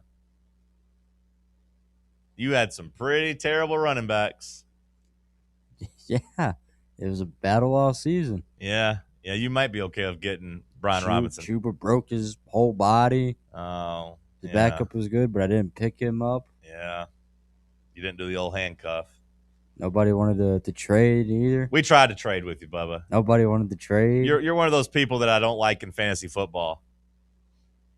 You just don't want to do business. I just don't want to get shafted. You're afraid. Yeah, you're afraid of getting taken advantage of. Do you remember our hour one conversation about traffic and how you won't let people over because you're afraid of feeling like they're getting over on you, and you're cut. You ever heard the expression "cut your nose off to spite your face"? No, I don't know why you would want to do that. I feel like you need to smell. Exactly. You don't want to cut your nose off to spite your face, but you do. With your traffic driving and not letting people over and then just creating a jumbled mess for yourself and everybody, for not doing your fantasy trades because you're worried that somebody's going to get one over on you. You hurt your own team just to spite somebody else. Brother, if you take away 10 from me and try to give me back 5, I've still lost 5. What if I try to take a really nice hammer away from you, though, and give you like a lightly used screwdriver, but you really need a screwdriver? You going to hold on to that hammer even though you don't need a hammer? Yeah. Or are you going to trade it for a screwdriver that maybe isn't as pretty or as expensive, but it's way more useful to you? A damn good hammer. See, there you go. That's the wrong way of thinking, brother. So I need a hammer and a screwdriver. You don't need the hammer. I do, though. You always need a hammer. Nuns. Okay, so this saying apparently comes back from when nuns would disfigure themselves to evade attackers, I guess is what. So kind of like, it sounds kind of like maybe similar to like cutting your finger off or something to avoid the draft, maybe. A little bit like that. People would attack the nuns, so they'd make themselves ugly so they wouldn't get attacked. I don't know. Any other headlines, Bubba? You got any? There's always headlines, John. We have the NBA approving to explore the expansion of Las Vegas and Seattle. Las Vegas and Seattle. Las Vegas and Seattle. That's all they want to talk about. They didn't want to talk about Nashville. Well, they can't talk about Nashville while the Grizzlies are around.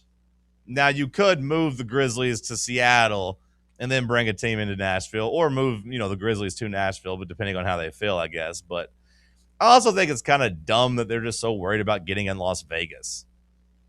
I don't know if that's going to be a big success. Why do we think Vegas is a good sports town? Well, we've given them what? They got 4. This will be their 4th team. Is that right?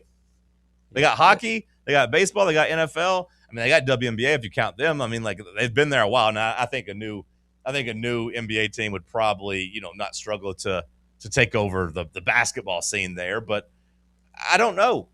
I don't know why we think that. We haven't really necessarily seen it either. Like, I don't know if I would say that the NFL views the Las Vegas Raiders as a resounding success, do they?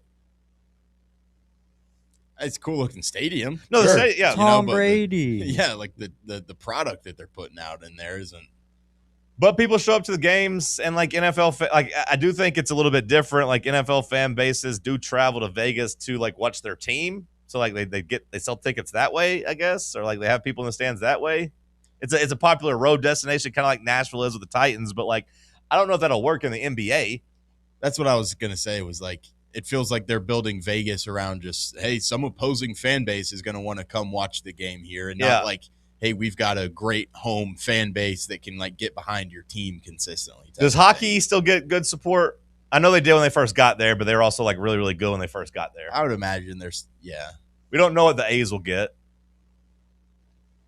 I think Vegas has lost itself as a town, and they're trying to recuperate. Because it's like, they were this place of just sin and everything, and then now they're trying to become more family friendly as people are tired of getting screwed over. because costs are going up. Buffets and stuff aren't exactly as commonly cheap anymore. Vegas is having to adapt, yeah, because your generation ain't going no more. That's a terrible place to go. It's an expensive place to go. It's just all on your phone. That's the problem. It's not all on your phone, but when I was younger, if I wanted to go bet on the Super Bowl or go to the sports book, you either could do it illegally or you go to Vegas. Now, yeah, you can just sit on your couch and do it. You can't really sit on your couch and do the table games per se, but I don't know how much young people like doing the table games with everything being digital. I think they'd rather sit there and play. The casinos now have the electronic dice rolling. Where you ain't really got to go to a table and meet people and actually handle it. I'd say people like doing that. The electronic roulette where you just sit there, you're not at a table, actually. I'd say people like that. They don't want to be around. Now, Vegas needs to adapt with some cooler shows and stuff. It's still cool for that. I still like going out there and seeing some stuff, but Donny Osmond. Yeah, they need an influx of youth. Maybe sports. Maybe sports will be a big, reason for people to go out there. Maybe that's what they're trying to do. But Seattle, shout out to them. They deserve to have a team. Matt Moscano of LouisianaSports.net gave an update, said that Will Wade met with NC State officials last night as they made their pitch to keep him in Raleigh, but they did not immediately agree on terms for him to stay at NC State. It feels like he's going back to LSU. It feels like he's going back there. Now, I don't know if that was that a tenure that is good enough for them to be so desperate with to get to return to. This isn't like Tennessee fans wanting to bring back Bruce Pearl back in the day. You know what I mean? At least with Bruce Pearl, he had actually taken you to new heights. LSU basketball, what Will Wade do? They go Sweet 16? Did he ever take them to the Elite Eight? He got them to a Sweet 16. That was it, though, right? I know they won the SEC one year, or at least was near the top. I don't know if they actually won it, but they were up near the top of it. 105-51 in his time over there at LSU. I mean, that's good, but again, it's not like LSU has never been to the Final Four. So I remember watching them in the Final Four. They've had some success. Now they ain't really had it without him. I will say that. Johnny Jones was there for 1, 2, 3, 4, 5, 6 years and made the tournament once. I just kind of assumed they were taking men's basketball as we're just going to take this one on the chin and we're going to be good at everything else and spend our money there. Well, I think that's what they were originally trying to do, but I guess they got sick of it. What kind of money situation do they have over there? How are they affording all these buyouts? How are they affording to pay their coaches to go away and also poach other big coaches? They gave Lane Kiffin $90 million. They're going to have to give Will Wade some money, but also I imagine he's got a pretty big buyout at NC State. How the hell are they affording all this? People love to spend money on really average chicken tenders. They went out and they poached Kim Mulkey, too. That wasn't cheap either.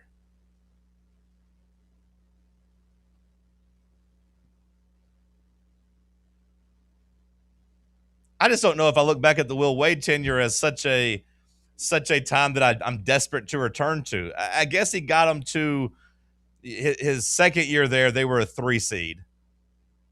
They lost in the Sweet 16. They finished ranked 12th. Okay, I guess. Williams already spun up with you, John.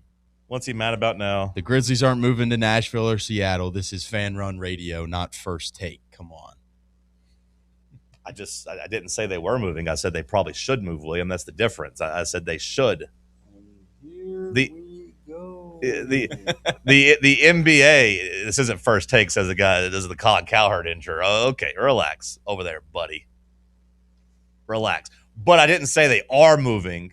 Clean out your ears. Take that long hair you got blocking your ears now and push it back and listen. I said they should move. They should move. It would benefit the state more. It'd benefit the Grizzlies more. It'd benefit the NBA more if they moved to Nashville. That's what I was saying. Not that they're going to. Listen. Critical thinking. Work on it. That door to open. Work on it. They should move to Nashville. They're not going to. They should.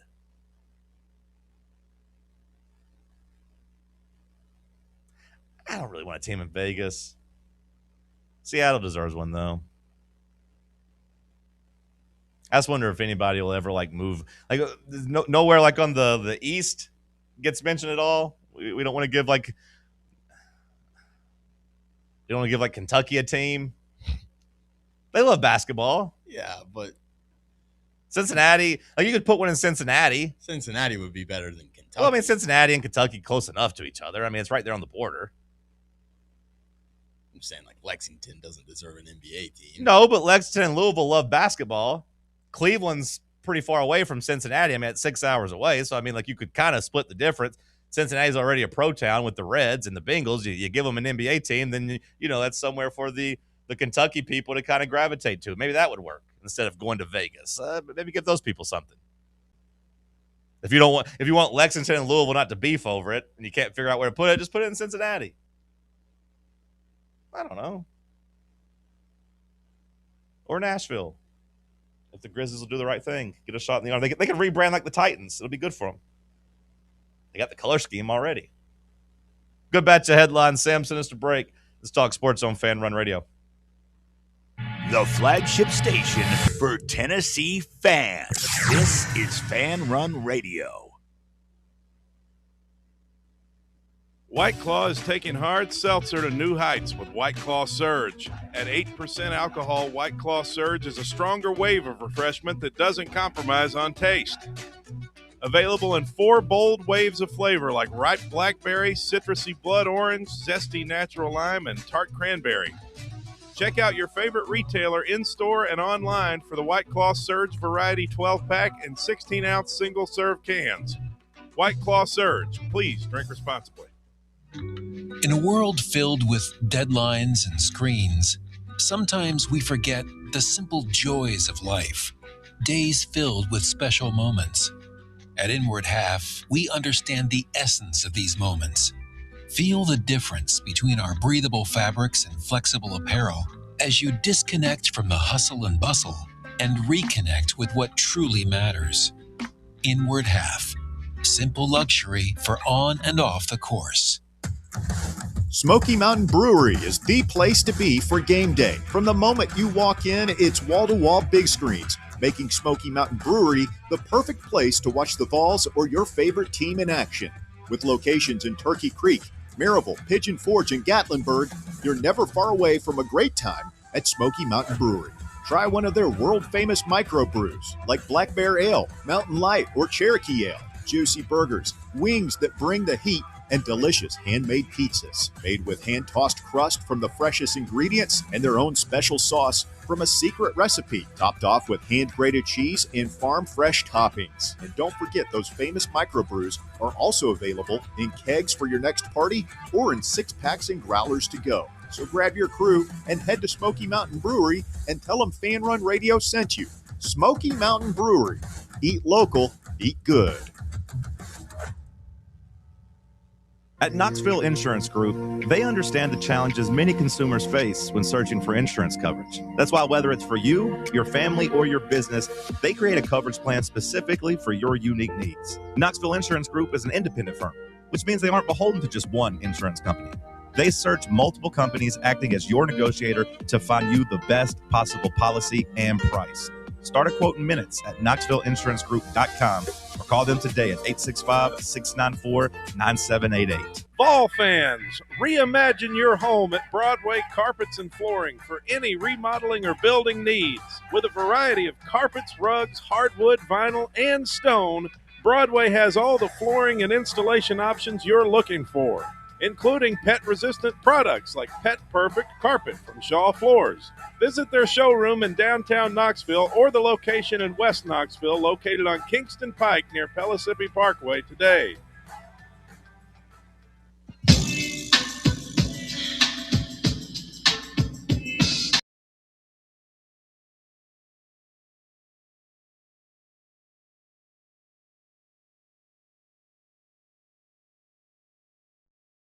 We got an injury update on Joshua Jefferson yesterday.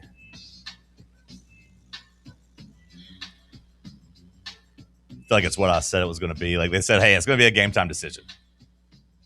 So his head coach came out and said, TJ Otzelberger, it's like, hey, it's going to be a game time decision. I'm not going to give you anything else about likely, doubtful, whatever. Game time decision, which I thought that was going to be the case regardless. He's going to take it up. They're not going to rule him out before. They're not going to say he's 100% going to play. It's going to be a game time decision. I tend to think he's not going to play. And then you read the story, Sam, attached to that, attached to the updates, where they said, yeah, he walked a little bit today. He's not completely reliant on the scooter anymore. He walked a little bit. And you're like, okay, well, if you're just starting to walk a little bit on Wednesday, I don't know if I trust you to go out and play high-level, fast-paced basketball on Friday. I mean, the sprain looked really bad whenever he did it. It looked like he broke his ankle. Yeah, is what it looked like. So I mean, like, you know, I think at that moment we all kind of realized, like, we all kind of assumed, like, hey, he's done. He's done for. He's working tirelessly every day, countless sessions in the training room, doing everything he can. His ankle is getting better every single day. Is going to take right up to game time. We're going to give it every possible chance to do that, and he's doing all that he can do. There's not any percentages, predictions, unlikely, likely. Each day, there is pretty significant progress, but we'll see where we're at game time Friday night. He's starting to walk a little bit now. It's not perfect, but it's progress. The Iowa State people, the college basketball people have all kind of been consistent saying like 10, 15, 20% chance. And that's just to even play, not be effective. Because I do think that's a big part of it too. Like, this isn't 1990 anymore. And that's not even a slight at you old heads and like, hey, don't start yelling at me about Michael Jordan and everything. But like, just the way the game's played now, it's just so much faster, so much more cutting. You might have been able to get by playing with the real bad sprained ankle back then when it was just like, hey, walk down the floor, we're going to post you up. You're not going to have to do a whole bunch of stuff. It was pretty like a straight line game back in the day. Basketball is not a straight line game at all anymore. There's a lot of cutting. There's a lot of moving, coming around screens, running, cutting. There's a reason I think there's been so many more injuries in basketball. I think that's a part of it, is the way the game's evolved. But, like, he might have been able to play in the 80s or 90s when it was slow pace, go down, dump the ball in. That ain't the way we play anymore, and that's not the way Iowa State wants to play. So, like, I'll say 20% chance he even tries to play. I'd say, like, 5% chance he's actually effective if he plays. I feel like we've brought that up on this show before, but, like, yeah, the whole basketball culture nowadays is not great long term. I personally feel like, I'm not a doctor, but like, because AAU has you play, you know, however many games on a weekend, and you're constantly doing that, and then you're just constantly playing basketball to the point where you're doing that, and also the movements too. Like, you know, a lot of like football players turn basketball players, so they're constantly trying to make cuts and, you know, shake the defenders. So it's probably not great for long term success. You saw a bunch of Achilles start getting popped in the NBA. But, yeah, like, it's definitely not great to play on a severely sprained ankle. Do you see Rick Barnes on Jim Rome? Did you guys watch that clip at all? Did you see that? I saw it, but I didn't listen to it. Rick Barnes went on Jim Rome, which is weird. He does that every March, I feel like. I don't know if him and Jim Rome are tight, but I feel like every March Madness, Rick Barnes goes on Jim Rome and talks. But I thought it was interesting. I mean, he really went to bat for Nate Amentz on there in the clip I saw, where he was just talking about how he said it before, but he reiterated Nate would play every minute that he could. Like, Nate wants to be out there. But talked about, like, you know, even leading up to the Miami of Ohio game, he said it was the first time the day before he saw, like, Nate kind of wincing with his ankle and just realizing, he's like, I thought it was getting better, but I realized that it ain't really getting better. But that Nate's, you know, basically told him, like, I'm not coming out. There's no way I'm not playing. Like, I'm playing in these games. And just really went to bat talking about how tough Ament was and how no one gives him credit for that. He talks glowingly about Ament. He loves that kid. I guess that's a tough thing to, like, I feel like with those comments, we probably should have held him out of the SEC tournament. But with the way that he's talking about how Nate would have just been like, hey, no, I'm going to play. Like, it's hard to just tell a kid, like, no, you got to sit on the bench. Yeah, and he also said, Barnes isn't a doctor, and maybe he's talking a little bit tongue-in-cheek, but he also talked about, like, the only way Nate's ankle is going to get better is if he sits for a month. So maybe it's one of those things like even sitting out of the SEC tournament doesn't really change anything.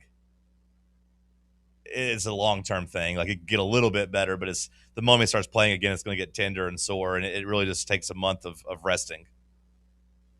But I give Ament all the credit in the world for playing and for being tough.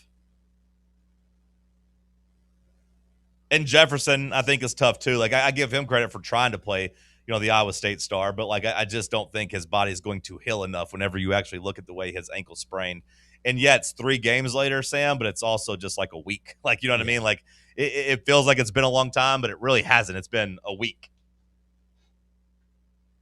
I'm looking at the little Evan Mike, most valuable player rankings in the country, and he's got Gillespie sits there at 5, but Josh Jefferson sits there at number 6. Little breaking news. Wheel, wheel, wheel. I don't know where the horn is. Bubba, you bring the horn in. Wheel, wheel, wheel. NC State head basketball coach Will Wade is leaving for LSU, according to On3.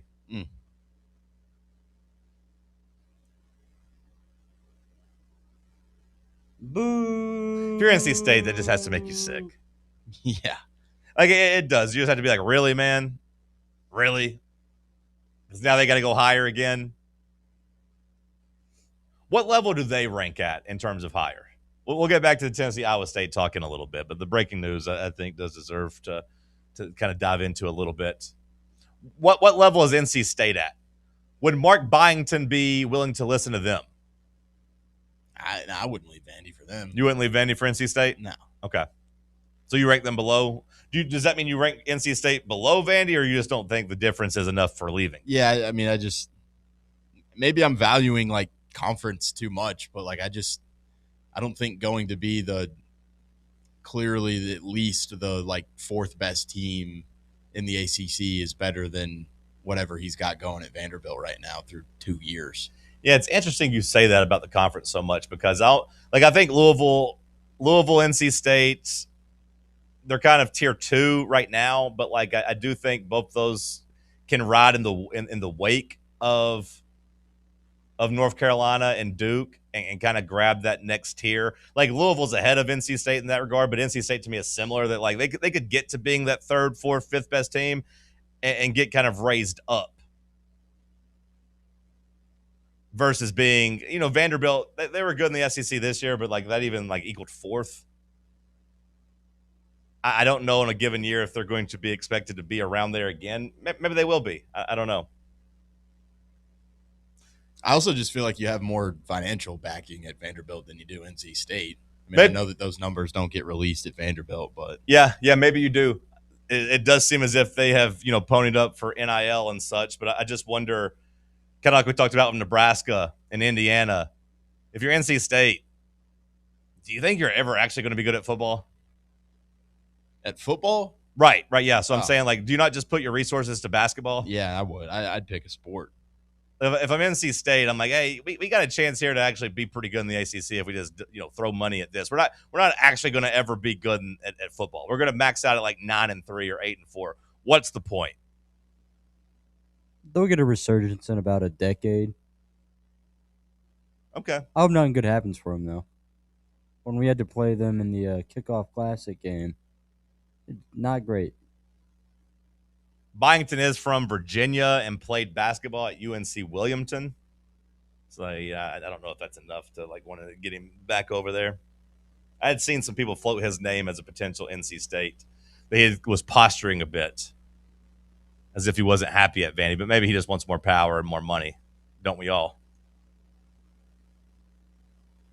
Of course, coached at James Madison before Vandy. Can't believe LSU just contract mogged NC State.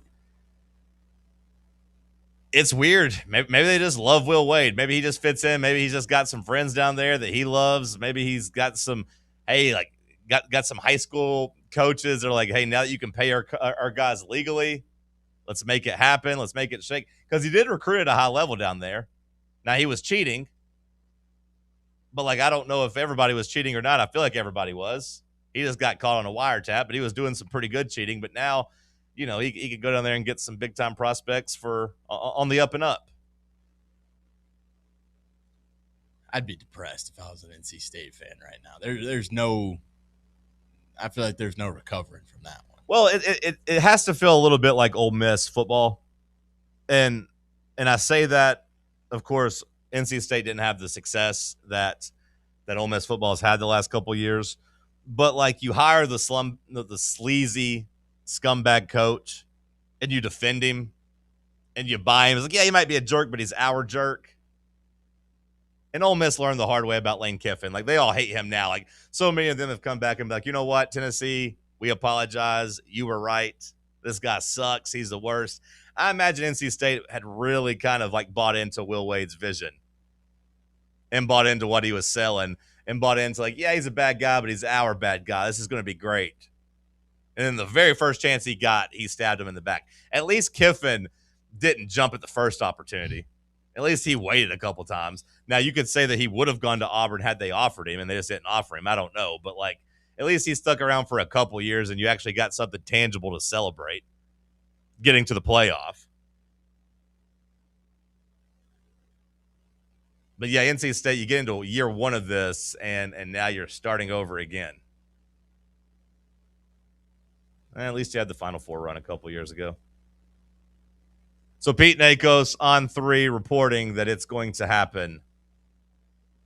Like we said earlier, I thought it was going to happen. NC State. If they didn't lock down the contract on the way out of the door, you know, before he left, their meeting yesterday, it was very clear he was leaving. Seems like Iowa State kind of had a similar conversation with their coach, but their AD came out and said, hey, he ain't going nowhere. He's staying. Road to the Final Four. Yeah, he just seems to love Ames, Iowa. It's a school he can win enough at. And, yeah, like, I mean, I don't know if he would have been a legit candidate at North Carolina, at Kansas. Maybe he knows that they would have not been thrilled with hiring him. So maybe he's just like, hey, I'm happy here. It's what we talked about, though. Like, it's hard to get somebody to leave somewhere, like, pretty good. If you're comfortable there and it's really good, you don't leave.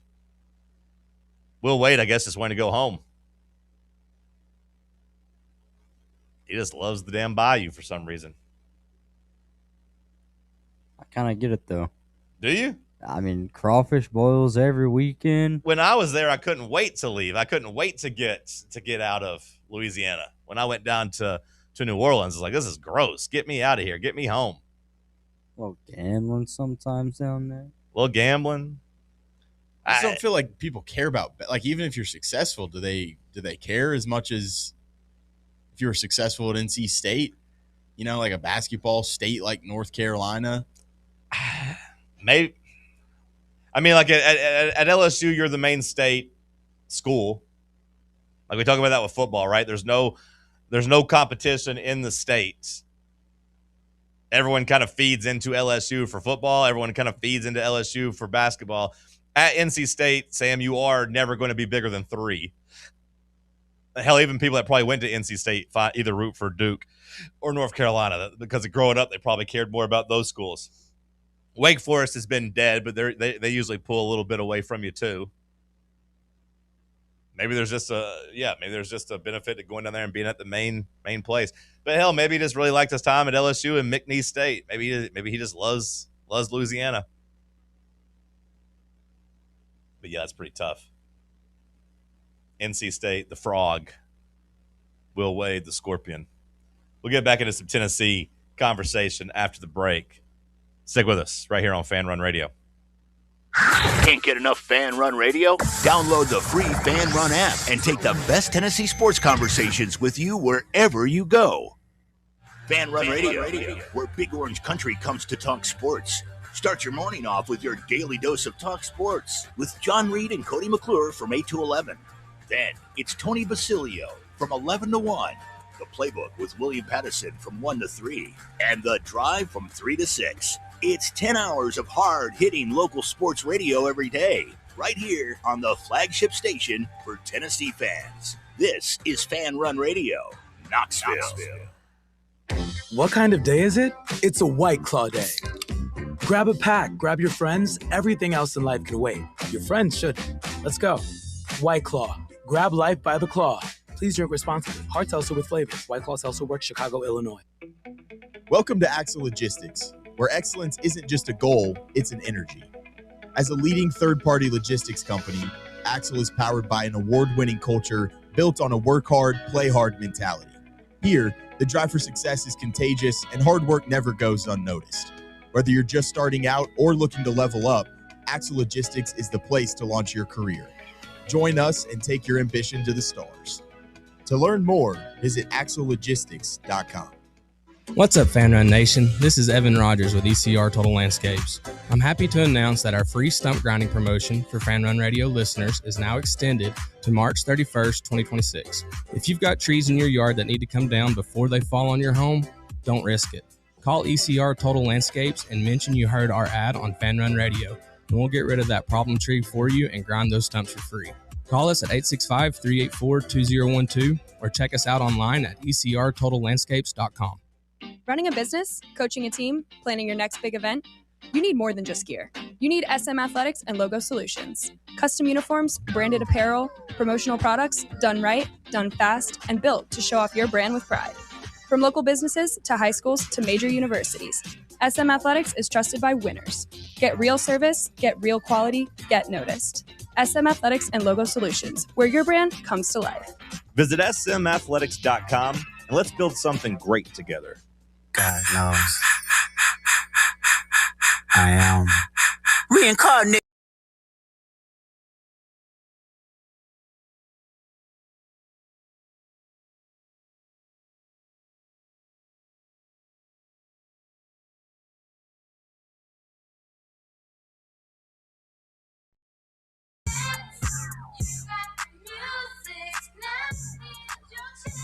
We're on Joshua Jefferson watch, but like we said, we don't think we're going to have an answer on that until right before the game. If you're Iowa State, I've maintained if I'm in that locker room, I think I would rather just rule him out and know. If I'm in that fan base, I think I'd rather just rule him out and know. Because he's not going to play. He's not going to be effective if he does play. I understand the idea of like trying to scare Tennessee on the scouting report, whatever. Like, it's basketball. Tennessee's not going to be caught flat-footed if Jefferson doesn't play. They're not going to be caught flat-footed if he does play. They're going to be prepared for both. Yeah, I mean, I feel like most coaches do have a game plan where it's like, oh, the star is hurt. Let's have it without him playing. Oh, he is playing most likely. Let's have it with him playing. I just think if I was on the Iowa State team or if I was an Iowa State fan, I just think I would be so deflated if 30 minutes before tip-off, they're like, hey, actually, the best player's out. He's not going to play. That miracle hope that you were sold, yep, the check bounced. Sorry. And I just think that'd be so deflating. If I was an Iowa State player, I think I'd much rather know now, like, hey, it's us against the world. We got to win this for him. You got to step up your role tonight. You got to be better. You got to be great. You got to shoot more. You got to pass more. You got to play defense, yada, yada, yada. I think I would rather have that as a rallying cry versus pretending like we're going to have him and then just get that gut punch right before the game of like, actually, nope, your starting quarterback's out. I feel like their fans are probably just bracing for him not to play. Like, I feel like if this was in Tennessee's situation and it was like Nate Amon's ankle that had been hurting and he turned it real bad in the first game, I think we'd be, hoping that he could go play, but I do feel like we'd be thinking like, I just don't know if this is possible. Maybe, but I also think that you'd probably overvalue your own guy's toughness and think that like, he's going to find a way to play. There's no way he's missing this game. Yeah. I think when it's your guys, you assume that they're going to be tough and come out and do good. And that you're going to get the Willis Reed, storybook ending. And hell, maybe he plays. Maybe I eat these words. But, like, I don't think he's going to. The Iowa State experts don't think he's going to. The coach just said he's now walking. So I'm interested in the psyche of it all. Because I do think the team – I do think you could lather them up and get them worked up with the whole nobody believes in you thing and let them, come out and try to prove something. Kind of like they did against Kentucky. Now, they didn't come out of the gate hot, don't get me wrong. but like that team played hard and played fast for 40 minutes, or at least 35 of those minutes, and looked really good. Like they had something to prove, like they had a chip on their shoulder. It worked out without him. So, Sam, you said that with a healthy Jefferson, you gave Tennessee like a 20 or 30% chance. You were up to close to 50-50 if he doesn't go. How are you feeling on Thursday when you look at Tennessee? I mean, it's a game where I think the two players that you're looking at, obviously, if Jefferson doesn't end up playing, is Tamin Lipsey at their point guard, and then Momcilovic, this European kid who shoots like 50% from three on 120-something attempts. So Lipsey's a guy that can, drive and kick. And, I know Tennessee has had a decent amount of trouble with kind of those guards that can do a really good job of penetrating and getting to the rim, but also, driving and kicking and kind of finding some open looks for three. So those guards and Bishop and Jacoby are going to have to be really, really sound defensively, and just rotation-wise, I think this defense has got to be sharp all night long. Yeah, I mean, Momcilovic, over 49% from three, and he showed up in most of their big games and was able to be effective. I mean, he had 20 points against Kentucky in their Big 12 tournament loss to Arizona. That was a classic. He dropped 28 and went 8 of 14 from three. I do take a little hope in the fact that in their earlier matchup, Houston kind of locked him down a bit, because I think we played a similar type of defense as Houston. They held him to 3 of 9 from the field, only 2 of 5 from three. He scored 8 points. I have a little hope that maybe Rick Barnes and Gainey, Justin Gainey, I think he's kind of the lead guy on this game here, and he's a really good defensive coach that has some really good defensive strategy. So I hope that Tennessee, especially if Jefferson doesn't play, has a really good game plan for him.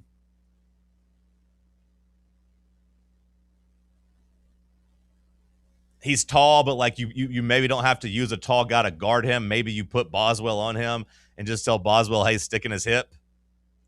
If he's going to shoot contested over you, it's fine. Just stay up under him. Don't foul him. Just be right there whenever he gets the ball. Imagine being a 6'8" Serbian living in Milwaukee, Wisconsin. Yeah, it sounds tough. I don't know where I would feel comfortable as a 6 foot, how'd you say, 6'8" Croatian? Serbian, what'd you call him? It's Serbian. I'd feel weird anywhere I lived in America. Probably I'd want to get back to the motherland. I'd probably want to be back in Serbia. I don't know. But it'd be pretty cool to be walking around at 6'8", shooting 49% from three, because, I mean, like, that's a skill that's going to translate and get him paid. Like, he'll play professional basketball. Whether it's immediately in the NBA or not, I don't know. But like if you're 6'8", 6'9", and you could shoot the rock the way he shoots it, that is a really highly sought after skill. Do you put size on him, Sam? Do you try to put Amen out there chasing him around on the bum ankle, or do you just go with Boswell and say, hey, stay as close as you can to him? I think you're going to need Boswell and Gillespie on Lipsey and this Torre kid, so I'd probably put Amen on him, just lengthwise too. I hope that you can bother him with Amen's length. Yeah, I don't know if I want Amen chasing guys around like on the ankle. Maybe you mix it up. Maybe it's both. Iowa State, there's a couple numbers to look at whenever you're looking at them. We've already given you the stat that they are 6-7. All 7 of their losses this year have come on nights when their defense gave up a 31% or higher offensive rebound rate. Tennessee has been historically good. They're hovering at 44.8%. They're right there around that 45% mark. Now, even if you adjust it and you take away the loser teams, Sam, and really even if you filter it to just good teams and good defenses, let's say top 25 defenses, Tennessee's had some games against some top 25 defense, that number still goes down, but only to 36.5%, which is above the threshold for Iowa State where they struggle. Possessions are going to be Very important for Tennessee. Turnovers, they got to limit. Offensive rebounds, they got to get. That's been the recipe for Tennessee's success all year.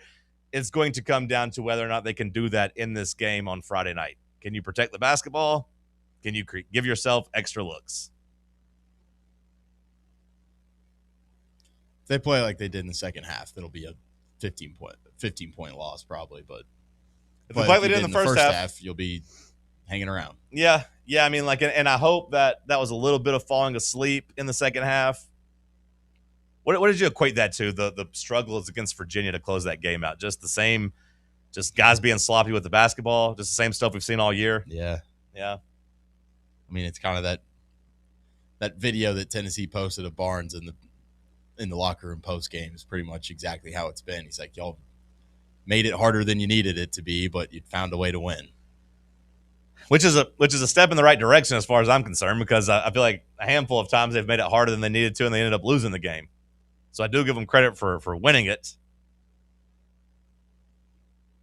I think this is a streaky team, too, in Tennessee. We've seen them get hot and go on a winning streak. We've seen them be cold and struggle. Right now they've won 2 games in a row, 3 of their last 4. The vibe should be pretty good there. Even with Jefferson being, we'll call him questionable, but really doubtful, Tennessee's still 3.5-point underdogs in this game. The line hasn't really moved in Tennessee's favor. 3.5 is about where it started. It went up to 4 for a little bit, 4.5, but it's down at 3.5 with the juice on Iowa State. So Tennessee's still coming into this as an underdog. We talked about valuing possessions. A key stat, when Iowa State forces their opponent to turn the ball over on more than 22% of their possessions, and they keep their opponent off the offensive glass at an acceptable rate, they're 44-6. But that acceptable rate, Sam, is only 25%. Saying like a team is only going to have a 25% offensive rebounding rate, that seems really, really tough to ask against Tennessee, who's been so good at it. I think the turnovers are more important than the rebounding, though. Well, they're 44-6. When they do neither the turnovers or neither the rebounds, they're a pedestrian 24-24. So, like, if Tennessee can take care of the basketball and rebound, like, Iowa State goes down to being basically a 500 team, a bubble team, an NIT team. The turnover percentage, their key number is 22%. Tennessee's turnover percentage on the year is 17.3%.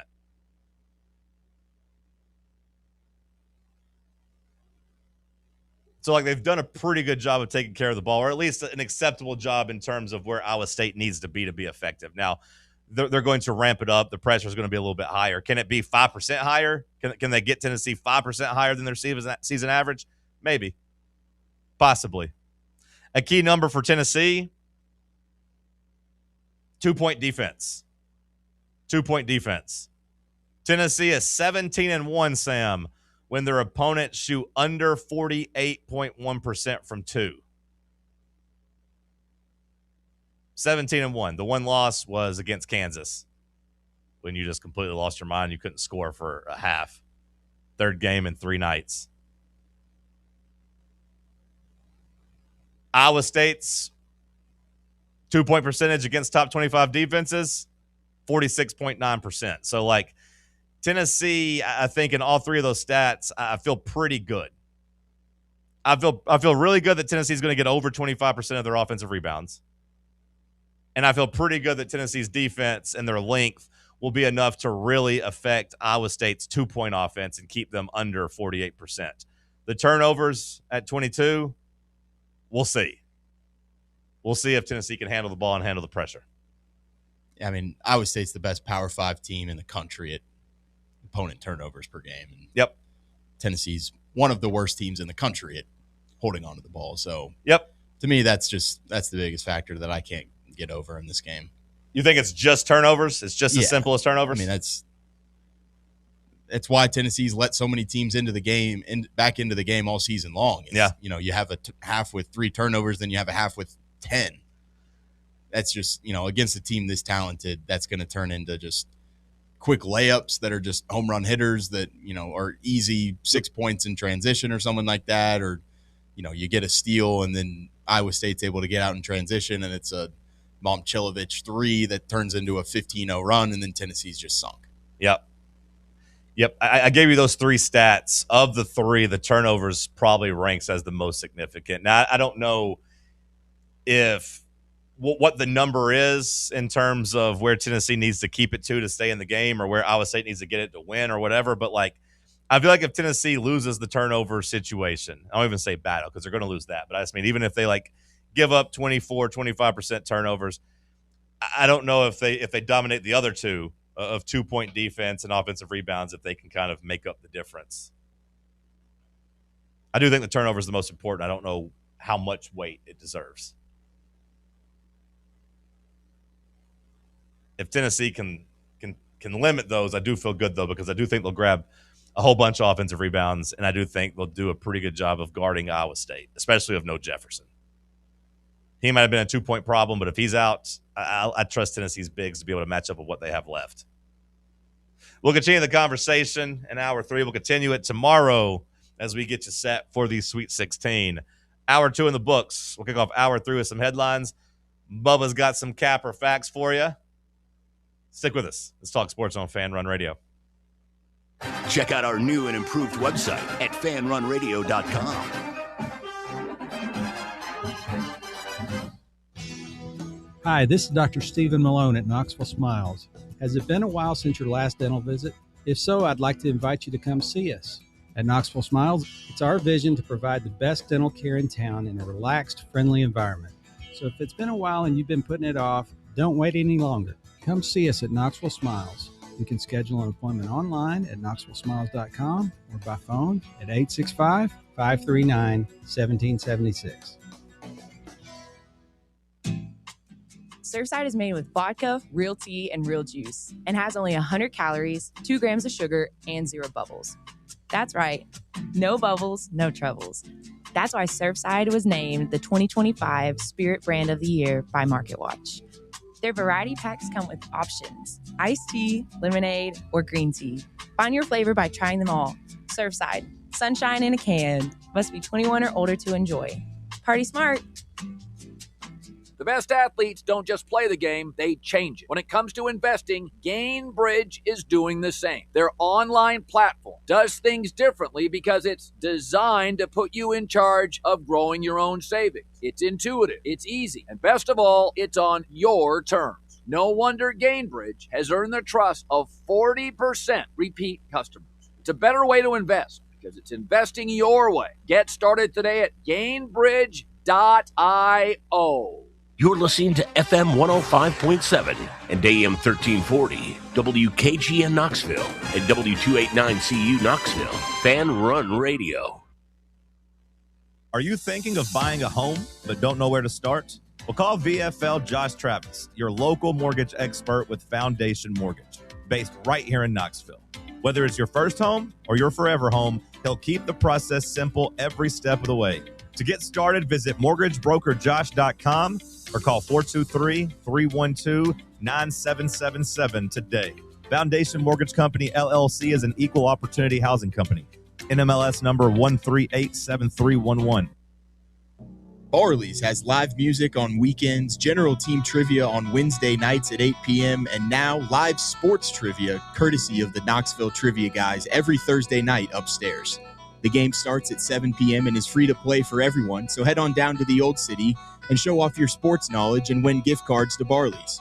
Use those gift cards to buy some delicious food and drinks, and you can take it all in with their wide selection of TVs and indoor projectors. Barley's Tap Room and Pizzeria.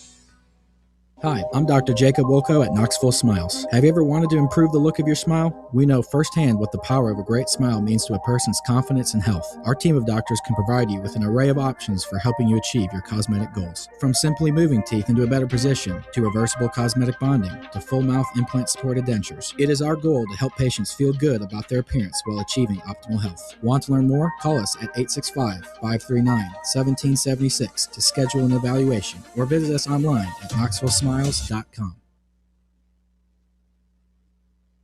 Round 3. The world's greatest radio show. The world's greatest radio show in Tennessee. Power Rankings, Tuesday Trivia. John, Reed, and Cody going wild. No Olivia. Wood grain on my leather seats. I got the whole team eating like I'm Johnny Eats. Morning booming from 7 to 10. Ay. Talk sports while I'm chewing a Zen. Ay.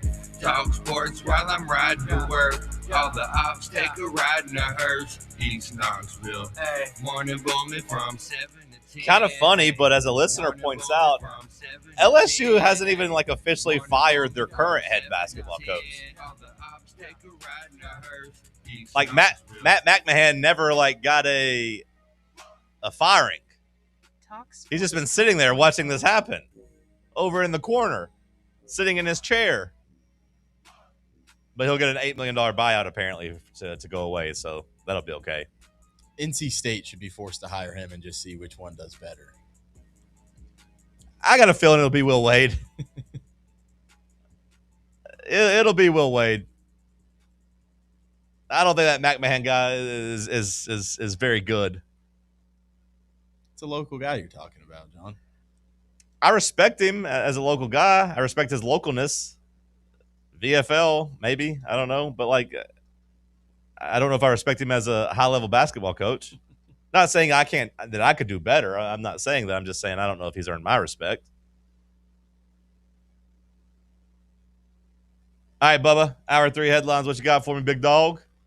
Well, John, I thought we wanted to win the Olympics, but that's on hold as the IOC has banned transgender women from competing. Guess we don't want to win. Nope. I guess I figured the IOC already would have had transgender women banned. I thought they were a little bit stricter about that. This is just ahead of the 2028 Los Angeles Games, to where eligibility for any female category event at the Olympic Games or any IOC event, including individual and team sports, is now limited to biological females. Okay. I assume you guys were asleep. Did you see the record-breaking comeback last night in the second NBA game? I assume you were asleep. The Hawks took care of business. Yeah, we know that. 5 seed. Wow, boys looking good. Took down Detroit, the 1 seed in the East. Wow, what a win. But afterwards, the Minnesota and Houston played. Minnesota! And it went to overtime, and then Houston got up 13 points in overtime. And then Minnesota went on a 15-0 run to end the game and won. It was tough watching Kevin Durant get clamped at the end. He got stopped by Rudy Gobert, and then later he got fouled on a different play and then missed 2 free throws. It was you're saying it was just a 13-0 run and then 15-0 run in overtime? I don't know if it was exactly a 13-0 run to get the lead, but yeah, it was a 15-0 run to end the game. Let me see what the score was in actual overtime. The Gamecast is just saying that the Timberwolves only scored 15 overtime points. Okay, then yeah, it must have been a 50. Yeah, because it was 95-95 at the end of regulation. So yeah, it was a 13-0 run followed by a 15-0 run, which is on record apparently the biggest overtime deficit overcome. You know, obviously overtime is only 5 minutes long. Did we ever get to the bottom of Kevin Durant's like burner and like hating everybody in Houston? Or did that just get kind of swept under the rug? We haven't gotten to the bottom of it in the sense that like he's refused to address it, which to me is getting to the bottom of it with as much as he likes to address things and tweet and troll and all that. But also like the Rockets are essentially a 500 team since it happened. So like it has kind of tanked their season a bit. They've basically been a 500 team all throughout March. They had a couple games after the All-Star break that they won, but like, yeah, they don't really seem to like each other.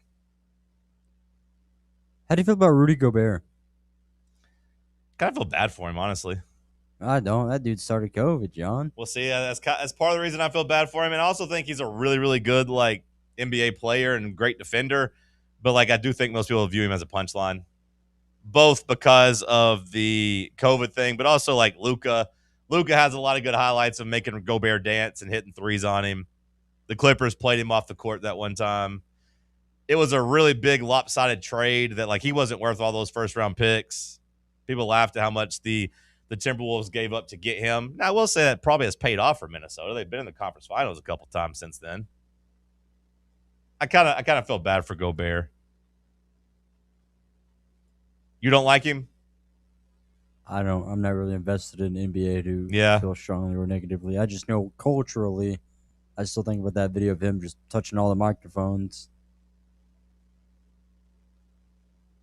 Anyways, so I know yesterday we talked about Dan Orlovsky having the same agent. Well, Big Dan O.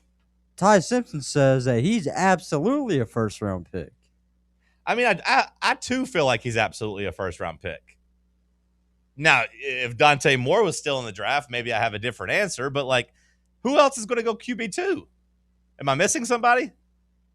I mean, I just think Dan Orlovsky kind of framed this argument in a really poor way. Yeah. He kind of just said, I feel like his point is just trying to say that Ty Simpson is also a first-round talent, but just trying to say that Fernando Mendoza, like, isn't clutch or something like that. And, like, he's worked himself into a shoot now. He's gone too far. He was trying to his delivery wasn't good. You're right, Sam. If he just would have said, hey, Ty Simpson's getting overlooked, I have him in my personal record books just as good as Mendoza. Hey, if I was a team drafting, I'm not sure I wouldn't take Ty Simpson ahead of Mendoza. That's all he had to say. Hey, if I'm the Raiders and I'm Tom Brady,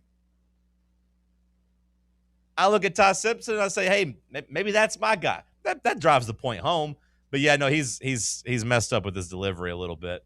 He was also like, Fernando Mendoza's your first pick. They had 10 points against Ohio State going into the fourth quarter. And it's like, Ty Simpson played Indiana. They scored 3 points the entire game. Like, is that like he's trying to get like a gotcha moment on Fernando Mendoza, trying to prove that Ty Simpson's a legitimate prospect or something. I think we had a good discussion about Mendoza, and I think it's fair. Like, I think Mendoza's really good. I think he's a winner, but I do have concerns about whether or not he's like a generational, or not even generational, but just like even like a franchise-changing guy. Like, I don't know if he's going to be good enough to prop up a pretty bad Raiders franchise.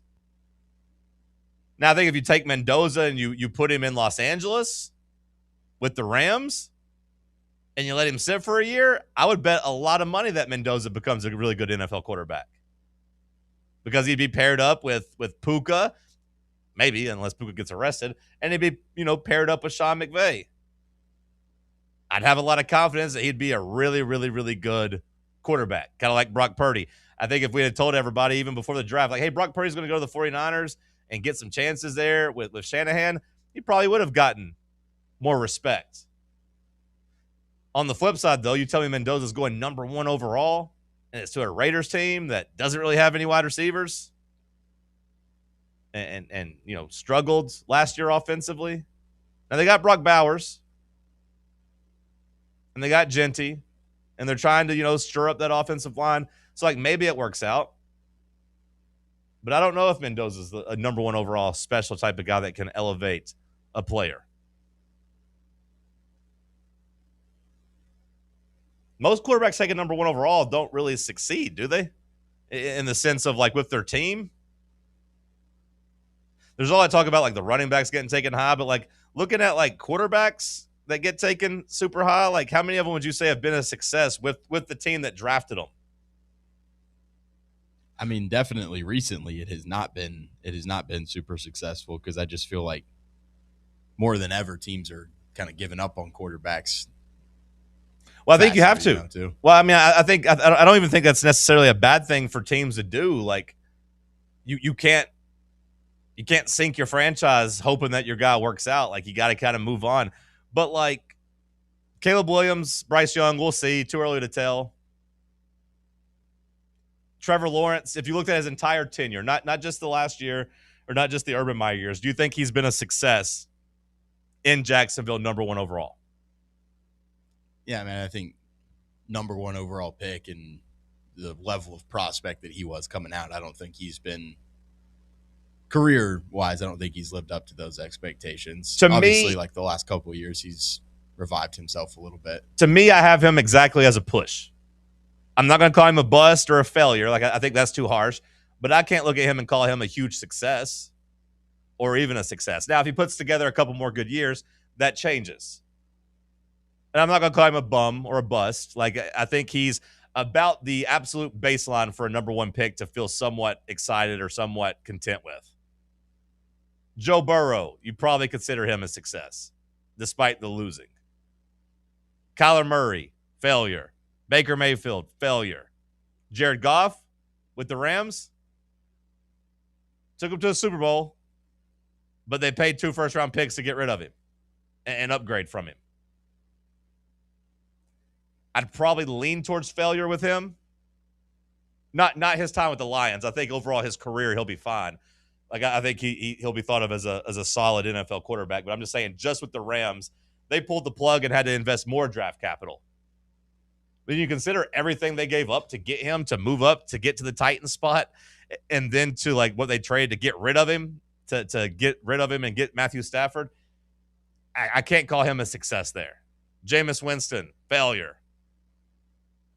Andrew Luck, Bubba, Andrew Luck, number 1 overall to the Colts, success or failure? Success. Success? Okay.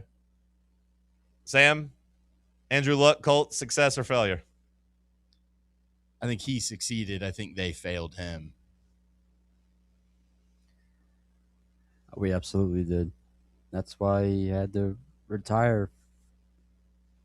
Andrew Luck is another one of those that's just so hard to judge for me. Like, you could probably maybe say he was so good when he was going. No, I know, but if you told me you put him just kind of like in the Trevor Lawrence of like, he's not a bust, he wasn't a big success though, because Lawrence was a big time prospect. Andrew Luck was supposed to be the best quarterback prospect, that we had seen in years. He made 4 Pro Bowls is like his big accolades section, his big awards section on Pro Football Reference. 1 comeback player of the year and then quit.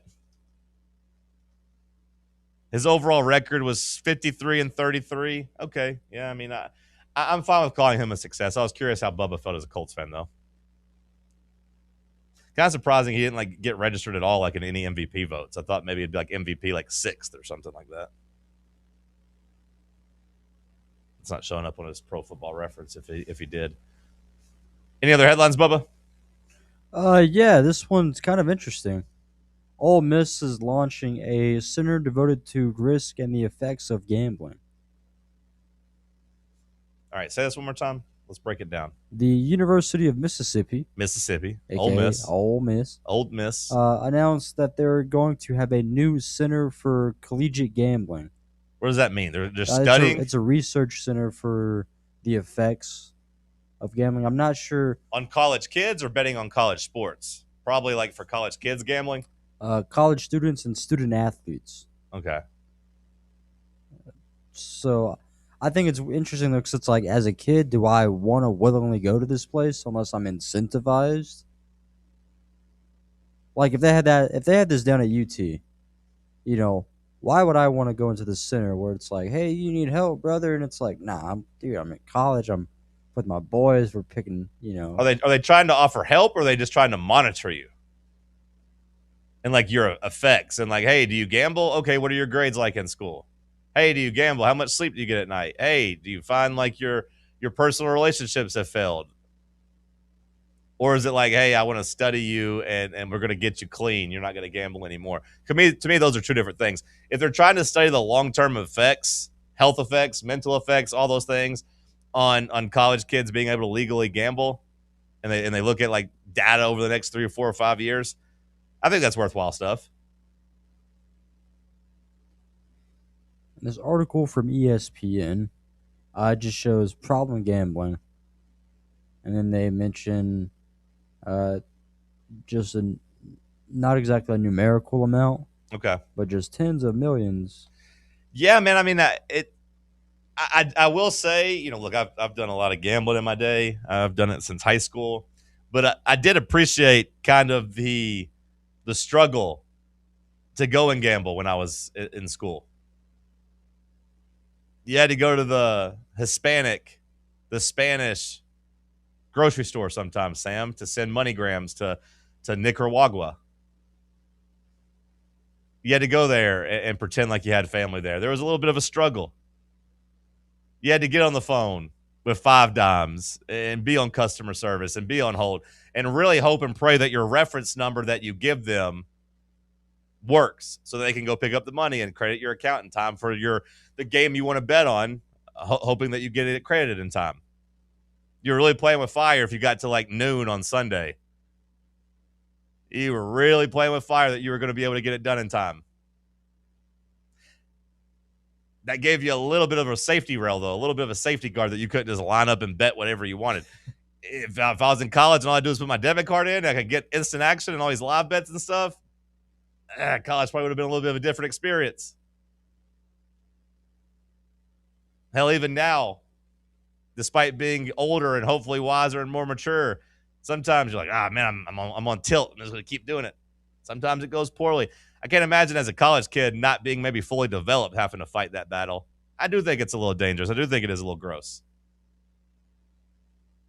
And I say that as someone who did a lot.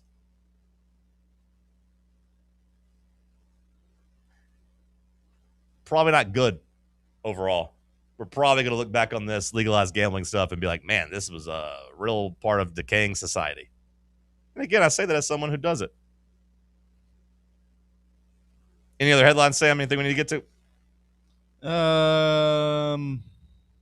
Australia's turning into Mad Max. Australia's turning into Mad Max. Okay, yeah. It kind of started as Mad Max, right? Didn't Australia start just as a penal colony? Didn't we just send prisoners there? According to the Kobasi letter, over 500 gas stations in Australia have run out of fuel. Oh, boy. And there's a fuel crisis, I guess, because they shut down refineries. Is that what Mad Max is about, needing gasoline? Or you just mean like they're fighting people? What do you mean by turning into Mad Max? They'll get to that point. Mad Max fuel was like That was the gold? Yeah. Okay. In the one with Mel Gibson or the one that with Tom Hardy? Or both? I mean, kind of both. I mean, I'm probably misremembering the plots completely here, but I mean, it's post-apocalyptic. Yeah. The big desert resources, the oil and fuel. Guy riding around with guitar and flames shooting out. I remember that. Yeah, that's pretty cool. It was pretty cool. And then, I mean, it's a revenge tale because he's trying to go after the people that wronged him. I just don't really think of gasoline in that, but maybe I didn't pay attention enough. Maybe I was just focused on the rocking out. The bad dudes protect the refineries. Okay. Maybe I need to rewatch it. I never watched the Furiosa, did you? I did. Was it good? It's okay. Yeah. You ever watch Mad Max, Sam? Fury Road? I feel like I maybe have. It was pretty cool. I need to watch the sequel or the prequel. Is it a prequel or sequel? Is Furiosa a prequel or sequel? It's weird. You don't know. No, I mean, it's a prequel because it starts off with young Furiosa. Okay. All right. Capper Facts coming up next. We'll see what Bubba's cooked up for us. Stick with us.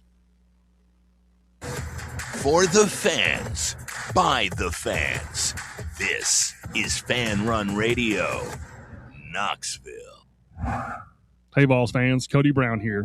I grew up right here in Tennessee and know what it means when someone says, I've got your back. That's why you can trust Farm Bureau Insurance of Tennessee. Whether it's your home, your vehicle, your family's future, or the business you built from the ground up, we will show up for all of your insurance needs. We are Tennesseans who understand what matters, which is doing right by you. Insurance is not all about just paperwork and policies, but it's about the people we insure every day. So if you want insurance that hits home, give me a call at 865-992-3871. Go Vols. Located in Knoxville's historic Old City, Barley's offers great food, live music, the best draft beer selection in town, and now your new favorite place to watch sports. Their indoor projector is perfect for any weather, and they've revamped their upstairs area with more TVs to take in all of the action.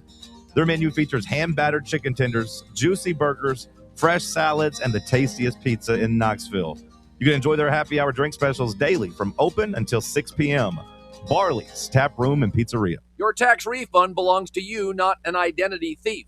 Over $6 billion in tax refunds were flagged by the IRS for possible identity theft last year.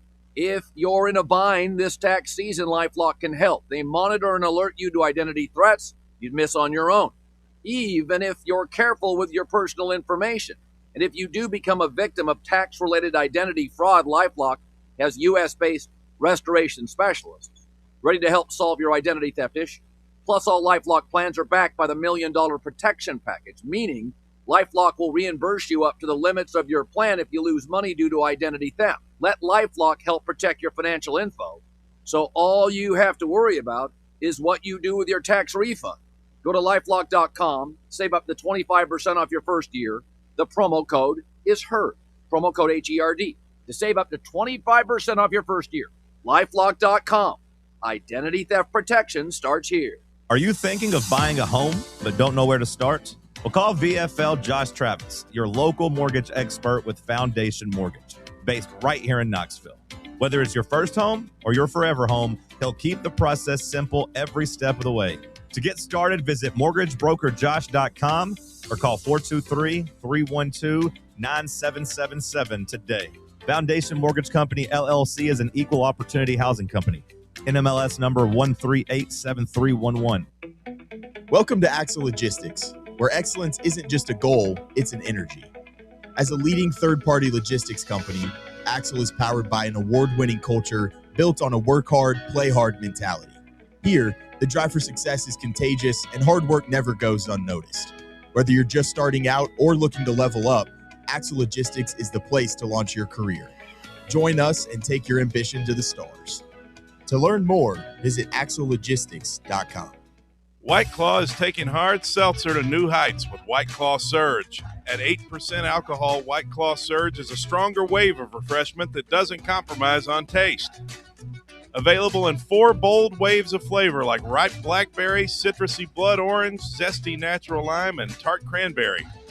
Check out your favorite retailer in-store and online for the White Claw Surge Variety 12-pack and 16-ounce single-serve cans. White Claw Surge. Please drink responsibly. Located in Knoxville's historic Old City, Barley's offers great food, live music, the best draft beer selection in town, and now your new favorite place to watch sports. Their indoor projector is perfect for any weather, and they've revamped their upstairs area with more TVs to take in all of the action. Their menu features hand-battered chicken tenders, juicy burgers, fresh salads, and the tastiest pizza in Knoxville. You can enjoy their happy hour drink specials daily from open until 6 p.m. Barley's Tap Room and Pizzeria. Just remember all caps when you spell the man name. I want the truth. You can't handle the truth. Our country has failed us. Facts. I had one coach, and he used to say, "Put yourself in situations where you're not comfortable. Oh yeah, outside that's my of your favorite comfort saying. zone." That's my favorite saying. I watched the whole game. I seen the whole game. I was at home watching the game, and I said he was going. Before the game even started, when I seen, I said he was probably gonna score 70 tonight. I don't know what made me say that, and my friends was with me, and they was like, okay. So when he got to like 70, I was like, well, he might as well go for 80 now.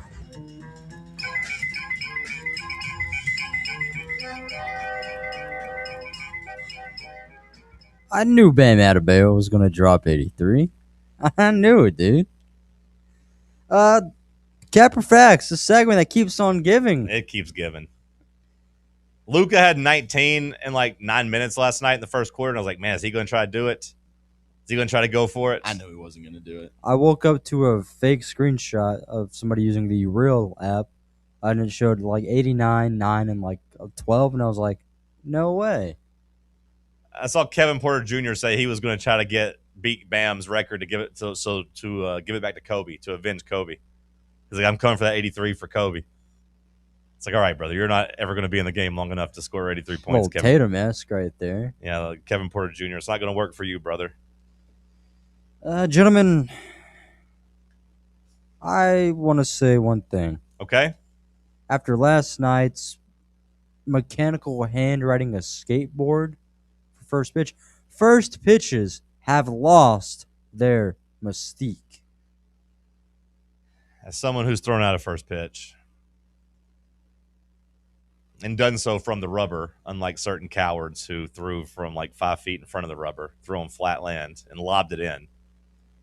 As someone who's actually gone and done it, I do think it's pretty cool Now, with that being said, unless you're throwing the first pitch, they're pretty overrated. I don't care about anybody else's first pitch unless it goes poorly.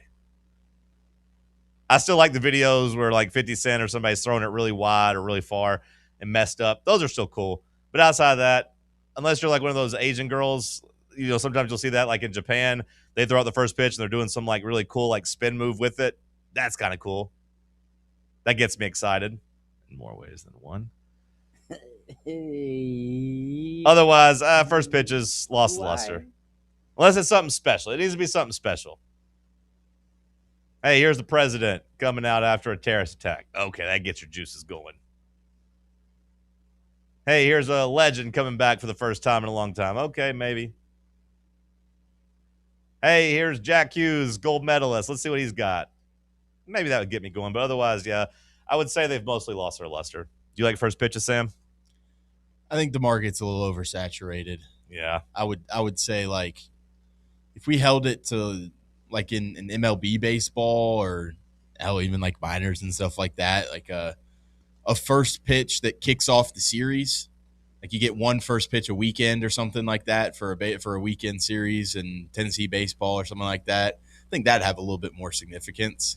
And you're not running through just all these different people that, like maybe 40% of them probably deserve like a moment for a first pitch, and the other one is just like, hey, here's kind of a significant figure that happens to be at the game. Let's give him the first pitch. Tennessee baseball is trying to auction off first pitches. Yeah. Before the season, like, hey, pay the $500. You can go out and throw the first pitch before a non-conference game.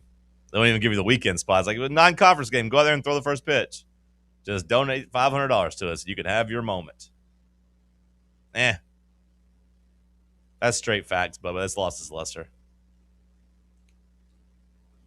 Up next, this is something that I've slowly tried to form in my mind, but people with specialty cars need specialty licenses, like sports cars. If you have a sports car, you need a certain license for it. Oh, I like this take, Bubba. Keep going. What else do you need? If you drive a big truck, you should have a big truck license. Yeah. You're driving a big Suburban, a big ass Tahoe. We need to make sure that you know what you're doing. Yeah, like if you have, a big SUV with kids in it, you need a special SUV with kid license. Okay. You know what? I think I'm on board with this, Bubba. I think this is also facts. Now, where do we draw the line? Like, do I get to drive my friend's car in case of an emergency? Like, say I don't have my minivan license and, like, some emergency happens and I need to drive the minivan. Am I okay? Do I get, like, a one-time pass, or am I going to get a ticket or going to jail if they catch me in a sports car and I don't have my sports car license? That's up to the powers that be. Yeah, I understand what you're saying. We need to make sure these people are trained, because it is weird. Like, it is kind of crazy that I could be a 16, 17, 18-year-old driver, maybe not know what the hell I'm doing, and then you can theoretically put me behind the wheel of a big-ass U-Haul, pulling trailers and or even just driving a big-ass thing that I don't know how to drive. That is a little weird, I also don't want to, a 70-year-old person can get behind the wheel of a big-ass U-Haul, too. Like, we don't need that either. But then it also comes down to what classifies as, what type of vehicle and stuff. But it's like, sure, but we need to hammer it down. Kids in these high-class BMWs and Audis weaving in and out of traffic like John does in his Tesla. I weave in and out of traffic, Bubba. I am maximizing my efficiency most of the time. I seize the gap. When I'm driving and there's a gap, I seize the gap. These landscape truck drivers. Well, they need to know, because when I was 16 or 17, 18 years old, Bubba, I was driving like old-ass farm trucks that didn't have power steering, that like didn't have great brakes, and I was pulling like wagons with wheels that were, pretty dangerous. And I was just on the road legal. I shouldn't have been able to be doing that at 17, 18 years old. One time, Sam, the wagon came unhooked and went across the road. Thank God nobody was coming on the other side, or else I might have been in prison. I don't know what would have happened. But the wheel started like shaking, because you leave these wagons out in the field, they get like kind of dry rotted a little bit, right? So like we wouldn't drive them, on the interstate. Obviously, we wouldn't drive them like too far, but like down the highway a little bit, from one farm to the other, a couple miles down the road for sure. And it started bouncing, and like all you're holding it in with is like a pin and like a hammer, like a nail inside of it, hoping it stays. And I never will forget, I was getting ready to turn left onto my road, and that thing started shaking, and next thing I know, boom, came unhooked and went right across the other lane. Luckily, thank God nobody was coming, but it drilled like a mailbox and drilled like somebody's hill. They had like a ditch kind of going up their driveway. Thank God it didn't hurt nobody. I just had to give them a new mailbox. Back in the booth, back behind bars. I could have been. I don't know. I mean, and maybe I should have been had that come across and killed somebody. I don't know. Somebody should have been held accountable if it came across and killed somebody. Now, I mean, it would have been an accident, but there was some negligence to it probably. But I damn sure shouldn't have been driving as a 17-year-old being able to do that stuff. Like maybe it's a weight limit, Bubba. Not of the driver. Not like, hey, if you're too fat, you can't drive. But like if your truck weighs like 3,000 pounds or 2,000 pounds, whatever. I don't know. The 2-ton truck, we drove some of those. If you're hauling something, you got to have a special license. But I like where your head's at. Yeah, I like this idea too. I don't know how to workshop it. I think that's a fair counterpoint of like what happens if you get you're hauling a big old truck and you just got your sedan license. Really, if we get down to it, we should probably have stricter driving tests in the country. I don't know how yours was. What was yours like in Nashville? Sit down at a computer and take a little test and then hop in a car with someone for like 5 minutes and then you're good. That was it. Like they didn't take you like, yeah. See, like I feel like in Nashville, I had to do like driving school or whatever. Sure, but like in Nashville, like I mean, like you probably should be like, hey, are you going to drive on the interstate? Okay, well you probably need to realize like what these are and how to merge and all this stuff. Mine was literally, it was out in the country. It was on a main highway, but it was like a not like a super crazy highway, but it was a nice highway. We turned out. We went right. We went into a neighborhood, and we went around the neighborhood. That was it. It was just like a U neighborhood, too. So you went up, you stopped at a stop sign, you turned left, you stopped again, you turned left, you came out, and that was it. That's all you had to do. I want to say... No parking, nothing. Oh, parking was not really a thing with ours. I want to say there was like 2-3 hours of like on-road time that you had to do with some instructor type of thing. And okay. I do remember like driving on the interstate there. Really? Yeah. You had to do like could it be your parents, or did you have to go like in like a teacher or something? It was just like a driving school. Yeah. Like, is this like in high school, like the driver's ed class, or no? Yeah, I think so. Okay. See, we didn't. You could take driver's ed where I was from, but like that just helps like your insurance. Yeah, that's pretty much why we did. But like to actually get your license, I mean, you had to do your permit. You had to take a test on your permit. But like then you didn't have to log any hours of actually showing that you had been driving with your parents and like learning how to drive. Honestly, that might have just been from driver's ed for the insurance purposes. Yeah, they didn't check any of that. I didn't take driver's ed. They didn't do any of that. And then when you turn 16, you just show back up, make that little loop, boom, now you're a licensed driver. That seems kind of crazy to me. And it also seems crazy that, like, do these ever expire? I mean, I know the license expires, but, like, do you ever have to take another test? That's what I would say is I think once you get to a certain age, you should have to take a test to keep your license. Yeah, I agree. Like, I offer people that are up there in age trying to be independent and keep themselves going in life, but there's absolutely no reason that like 80-year-olds need to be out on the road. I'm fine if they're 80 years old if they've shown they can still handle it. Right. Yeah. You need to take like a yearly test. Once you get to 65, you take it. We'll let you slide from 65 to 70. Maybe after 70, you do it every 2 years or so. I agree.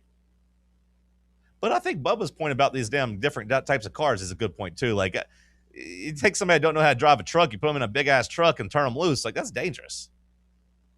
These 18-year-old kids in there to lifted F-250. I mean, hell, I used to be driving like 20-foot cattle trailers in town.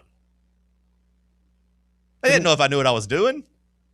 I mean, for some vehicles, you need CDL to drive a big truck with a trailer. Yeah, but not like just a regular Dodge 350.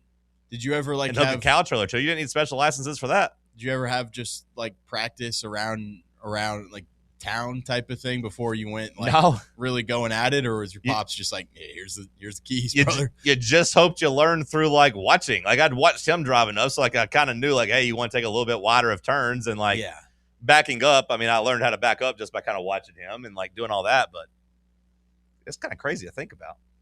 It just turned me loose, going through town. Going everywhere. Hell, I had to drive from Athens all the way to like Greenville one time with a truck and trailer. I didn't know what the hell I was doing. I was like, I'll figure it out. I did figure it out. So, I mean, there was some truth to that. But whenever I was helping my old lady move, she was like behind the U-Haul. I was like, this doesn't feel. She's like, I don't know if I know how to drive this. I was like, I don't think you should be driving. How about I drive it? That'll be good. I'll drive it. I'll take care of it. That's dangerous. What else you got, Bubba? This one's a little kooky. NCAA teams should be able to pick their opponent for the tournament, or the highest, order picks first. I don't think they should necessarily be allowed to pick their opponents. How do you feel about reseeding after the Sweet Six, after the first 2 rounds? That way, if you're the number 1 overall seed, you get the lowest seed remaining. So, like, for example, if you're Duke, you get Texas if you want Texas versus a number 4 seed. Because the NFL does that. Like, in the NFL, like, hey, if there's upsets in round 1, we don't just do a bracket. We just send the lowest seed to the highest seed and vice versa. The NBA doesn't do that. The NBA sets up a bracket, and like you just go through the way you go through. And if the 8 seed, if they win, hey, the 4 seed, you get an advantage. Sorry about it, 2 seed. You got to play the 3 seed. I could be convinced to reseed, but picking opponent, I don't really think we'll do that. I think the 16 seeds should get the first 4 picks, and then the 1 seeds get the next. You go from there. The 16 seeds get to pick? Yeah. But do they have to pick 1 seeds, or do they get to pick 15 seeds? They can just pick whoever. Can't pick another 16 seed, though, or can they? 16s are off limits. Those are the only guys drafting. There is some talk about that in the NBA of trying to like incentivize reward teams for getting like the higher seeds, because like I do think the play-in tournament kind of changes things up. So like, for example, if you're the 1 seed and you got to play the Sixers, let's say the Philadelphia 76ers get the 8 seed this year, that's a pretty tough draw. Because like they're the 8 seed partly because of like Joel Embiid and Tyrese Maxey and Paul George being out. But now all of a sudden, if they come in and they're healthy, that's a pretty tough task to ask a 1 seed to do. Maybe they'd be better off of getting to draft like a 6 seed that overachieved or something, or getting to pick the 7 seed. I could see that being used. That'd be kind of cool. Same for baseball with like the 3 wildcard teams. Let the 1 seed pick who they want to play. Good topic, Bubba. You're on fire today, man. This is great. What else you got? Keep it going. Let's go. I believe in you. Well, we're kind of double dipping here at the tournament. Okay, that's fine. It's a big deal. March Madness, baby. Sweet 16 tonight. You shouldn't care after the tournament after your team loses. I don't know if that's cap or facts, but it's how I get down. Like once Tennessee loses, unless I'm still alive in like a bracket pool or a survivor pool, then I'll stay checked in. Hell, I barely even gamble on it after my team gets out, though. I just unplug. If we lose Friday night, you bet your ass I won't be watching Saturday. Saturday's games will come and go without me, most likely. Or at least without me locked in. So I think it's facts, Bubba. Once your team loses, who cares? Now, if your team doesn't make the tournament, I think it's still okay to care about the tournament. Or if your team's not like actually like making it deep. Like if your team loses in the first round, you could come back in the second or Sweet 16 maybe. But for me, I don't really care. Ooh, what if we had like a loser's bracket for the tournament? No. So if a team loses, then we have like a last redemption tour. Can you get back in the actual tournament? Might have to. Put them as the lowest seed. You were thinking outside the box today. I would much rather try to figure out like a double elimination type of tournament versus expanding the field.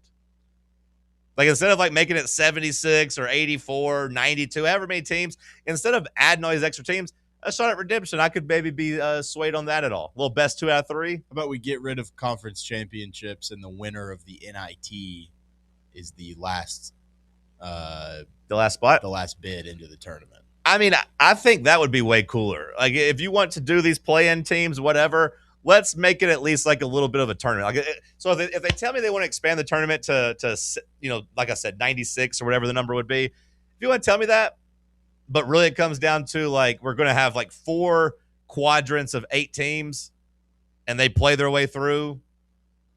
And then we get like a quadrant 1 championship and they get an 11 seed. We got a quadrant 2 championship. They get an 11 seed. But really our bracket stays at 64. I think I could be okay with that. I don't want it to be one-offs, though. The one-off play-in tournaments. I don't want that. I want it to be like something that actually has some stakes that you got to navigate your way through. Like Texas beating NC State. Okay, that's fine. But like, are you saying like the field of 68 is set?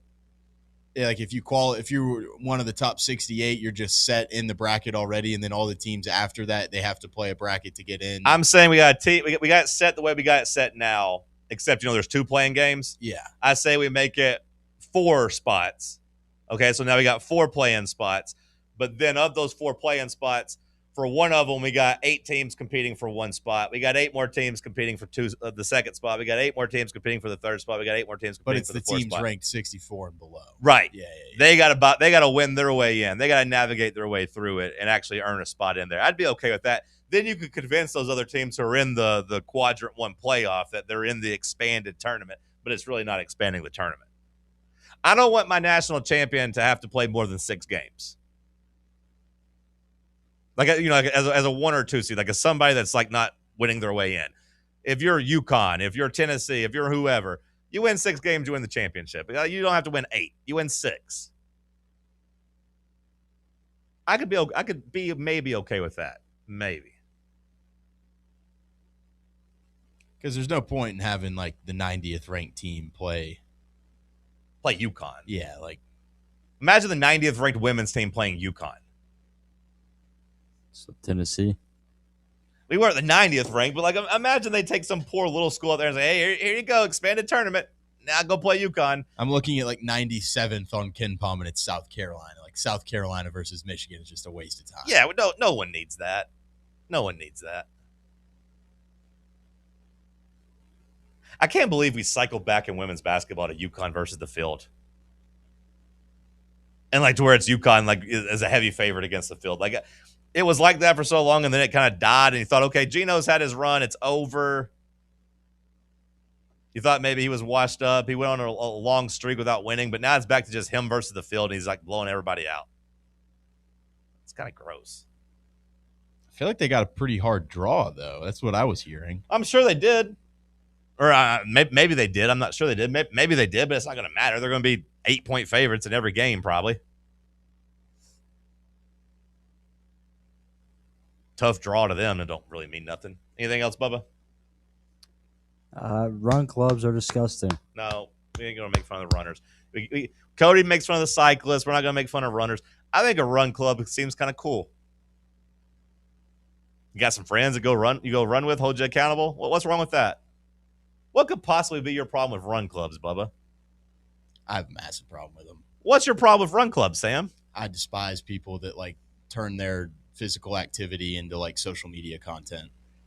Well, those are 2 different things. You could be in It's not. That's the exact point of the run club is to like promote it on social media and just be like, oh, look at me, I ran 2 miles today. Is that all they're doing is posting like 2 miles? They're posting how far they ran? Because that's not that bad. Posting a picture with the group, that's not that bad. Now, if you're telling me they're like video and GoProing the entire 2-mile run, okay, that's a little bit different. But if it's like, hey, here's me and my squad, we just got 3 miles, come hang out with us, that's okay. Why are you guys so hateful? Why do you hate everything? I just don't like people posting their physical activity on social media. That's great for you. I'm glad that you're going out there and running and feeling good, and that's how you... It's social media. It's to be social. I'm just jealous because I'm not in a run club. Like when I go play basketball with the boys, I'll snap a picture of the gym, let people know I'm in the gym playing some hoops. Maybe they want to be like, hey, I want to play basketball where you play, and let me know. And then you get more friends that way. Now, I understand what you're saying. Whenever you go do your whenever you play golf, do you post that you're golfing? No. Okay, well that's fine. You don't do that, but a lot of people do. And I understand when you're in the gym doing I don't your post like kettlebell my workouts. scorecard, like 3 hours and 27 minutes to play 18 holes. I shot an 84. And You don't ever share that with people? No, they don't care, and I don't care that they care. I care about what my friends shoot as they're trying to get their handicap down. You're just mean. I'm not mean. You're a curmudgeon. I just don't. I don't like other people's business being my business sometimes. Then delete your social media. I'm pretty damn close to deleting. That's the point of social media, is to share and flex on people. I mean, I haven't posted on Instagram in, I don't even know, 5 years maybe. Yeah, no, I mean you're not very active on there. I didn't know if you had me blocked or just No, had like a special like close friends thing I wasn't on. You do never post. I haven't anything. posted since December 11th of 2022. Do you do stories ever? Pretty much only like fan run stuff. Yeah. Maybe if one of my sports teams has a really cool moment. But honestly, I'm good with Twitter. I probably should delete Instagram. I hate it. I got a couple people like that I am online friends with that are in run clubs, and they post it, and I'm kind of like, it looks kind of cool. I'm not going to join, but I'm like, good for them. It'd be fun to go run with like 7 people. They hooking up afterwards? I don't know. I always wondered that. I'm not hating on like the social aspect of it. It is usually like males and females. So I'm like, are these guys all dating each other? How's this work? I'm not really against them. I like the idea of just running around and going to catch a brew together. Yeah. Yeah, I'm not this does sound like I'm hating on just the social aspect of like hanging out with friends. I don't mind that. But it's just like I really do not enjoy people that post their run and like, look at me, I ran 4 miles today around this loop. Like I just could not I could care less about that. Yeah, when people are like doing something unique or if they have like a story attached to it, if it's a one-off. Of like, hey, I did this. I've always wanted to do this. I've always wanted to run a marathon. You're allowed to post like that. Yeah, if you go run a marathon, fine. But the fact that you're posting 6 runs a week or something like that, I don't care about your trail run. So are you against vloggers? If they have an Day audience. 75 of my 75 hard, here I am. I mean, if they have an audience, that's fine. But like the people that do it for nobody except themselves, that is a little weird. Okay.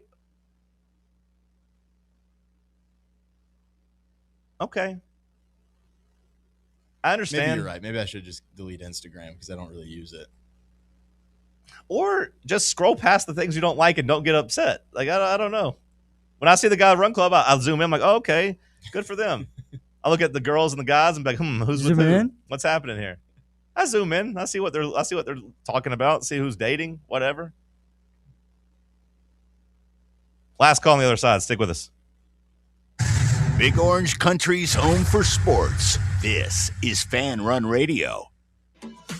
What's up, Fan Run Nation? This is Evan Rogers with ECR Total Landscapes. We're excited to continue our free stump grinding promotion with Fan Run Radio this year through March 31st. If you've got problem trees in your yard, give us a call and we'll come out and cut them down and grind the stumps for free when you mention you heard us right here on Fan Run Radio. Take it from Russ. We'll treat you right at ECR Total Landscapes. That's right, Evan. I had the ECR team out to Stately Smith Manor last year, and they took down a bunch of trees for me and grinded the stumps for free.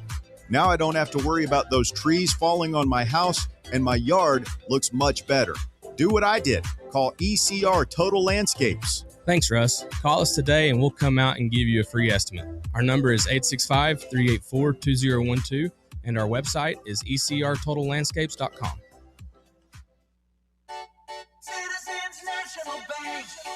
Life is more fun with a Good Life checking account from CNB, offering extra benefits including bank travel. Travel with CNB to well-known travel destinations. They do all the planning so you can have all the fun. Isn't it time for you to start living the good life? Contact CNB today. Citizens National Bank.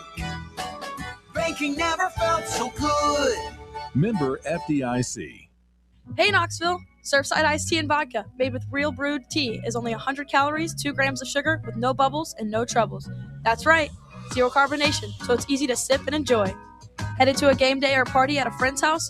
Bring an iced tea or lemonade variety pack from Surfside or try their green tea and new raspberry tea vodka. Find the can with the sunset stripes this season. Surfside iced tea and vodka, sold at bars, restaurants, and stores near you. Surfside iced tea and vodka, sunshine in a can.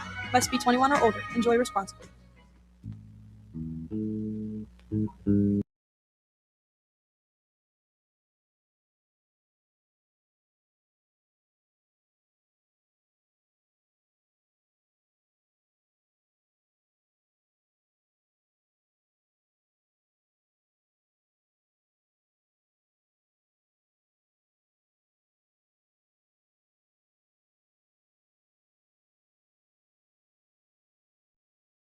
Call here on the program. Good job by you boys today. You guys have really stepped up without Cody. It's appreciated. No Maddie either. That guy's a content machine. I got so many people in my life that texted me, I can't decide if I hate this Matty guy or if I really like him. I'm like, you know what? I think that's kind of everybody feels around him, feels about him around here too. They said, I can't decide if he's the worst or actually the best. I said, yep. Checks out. He's kind of like radio Pete Weber, like hate me or love me, you watched. I got a couple tweets of people being like, wow, who the hell is this guy? Why is he so mad at Nate Amon after we just went to the Sweet 16? I was like, I don't know, man. That was weird. I'm going to be the bad cop. Sweet 16 is actually not good. All right, Bubba, give me your picks. Texas versus Purdue. Purdue minus 7.5. Who you got? Boiler up. Iowa versus Nebraska. Nebraska minus 1.5. Who you got? Hawkeyes. Arkansas. Arizona. Arizona minus 7.5. Who you got? Woo! Pixie. Really? Illinois. Houston. Houston minus 2.5. Who you got? Illinois. All right, money lines only. Winners only. Bubba, Texas, Purdue. Who you got? Purdue. Iowa, Nebraska. Who you got? Iowa. Arkansas, Arizona. Who you got? Arizona. Illinois, Houston. Who you got? Illinois. All right, first half spreads. No, just kidding. Race to 10. I went to a house party on Saturday, and they were doing the race to 10. EDM. That's something. Got beat the beat up. That's something I can't get on board with.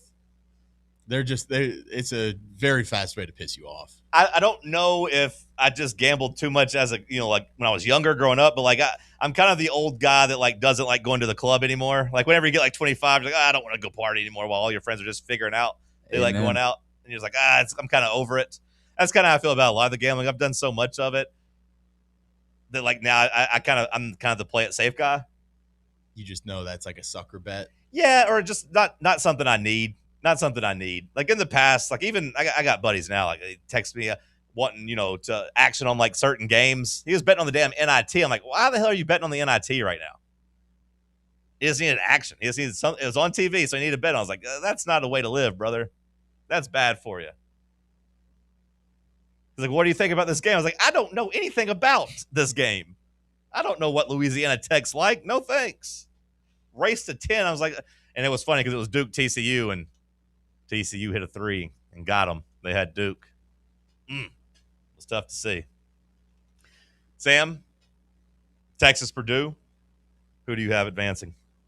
Are we doing money line spread? I was just doing advancing. Okay. You could tell me whether or not you think it'll be close if you think Texas covers. I think that one will be kind of close. I like Purdue, though.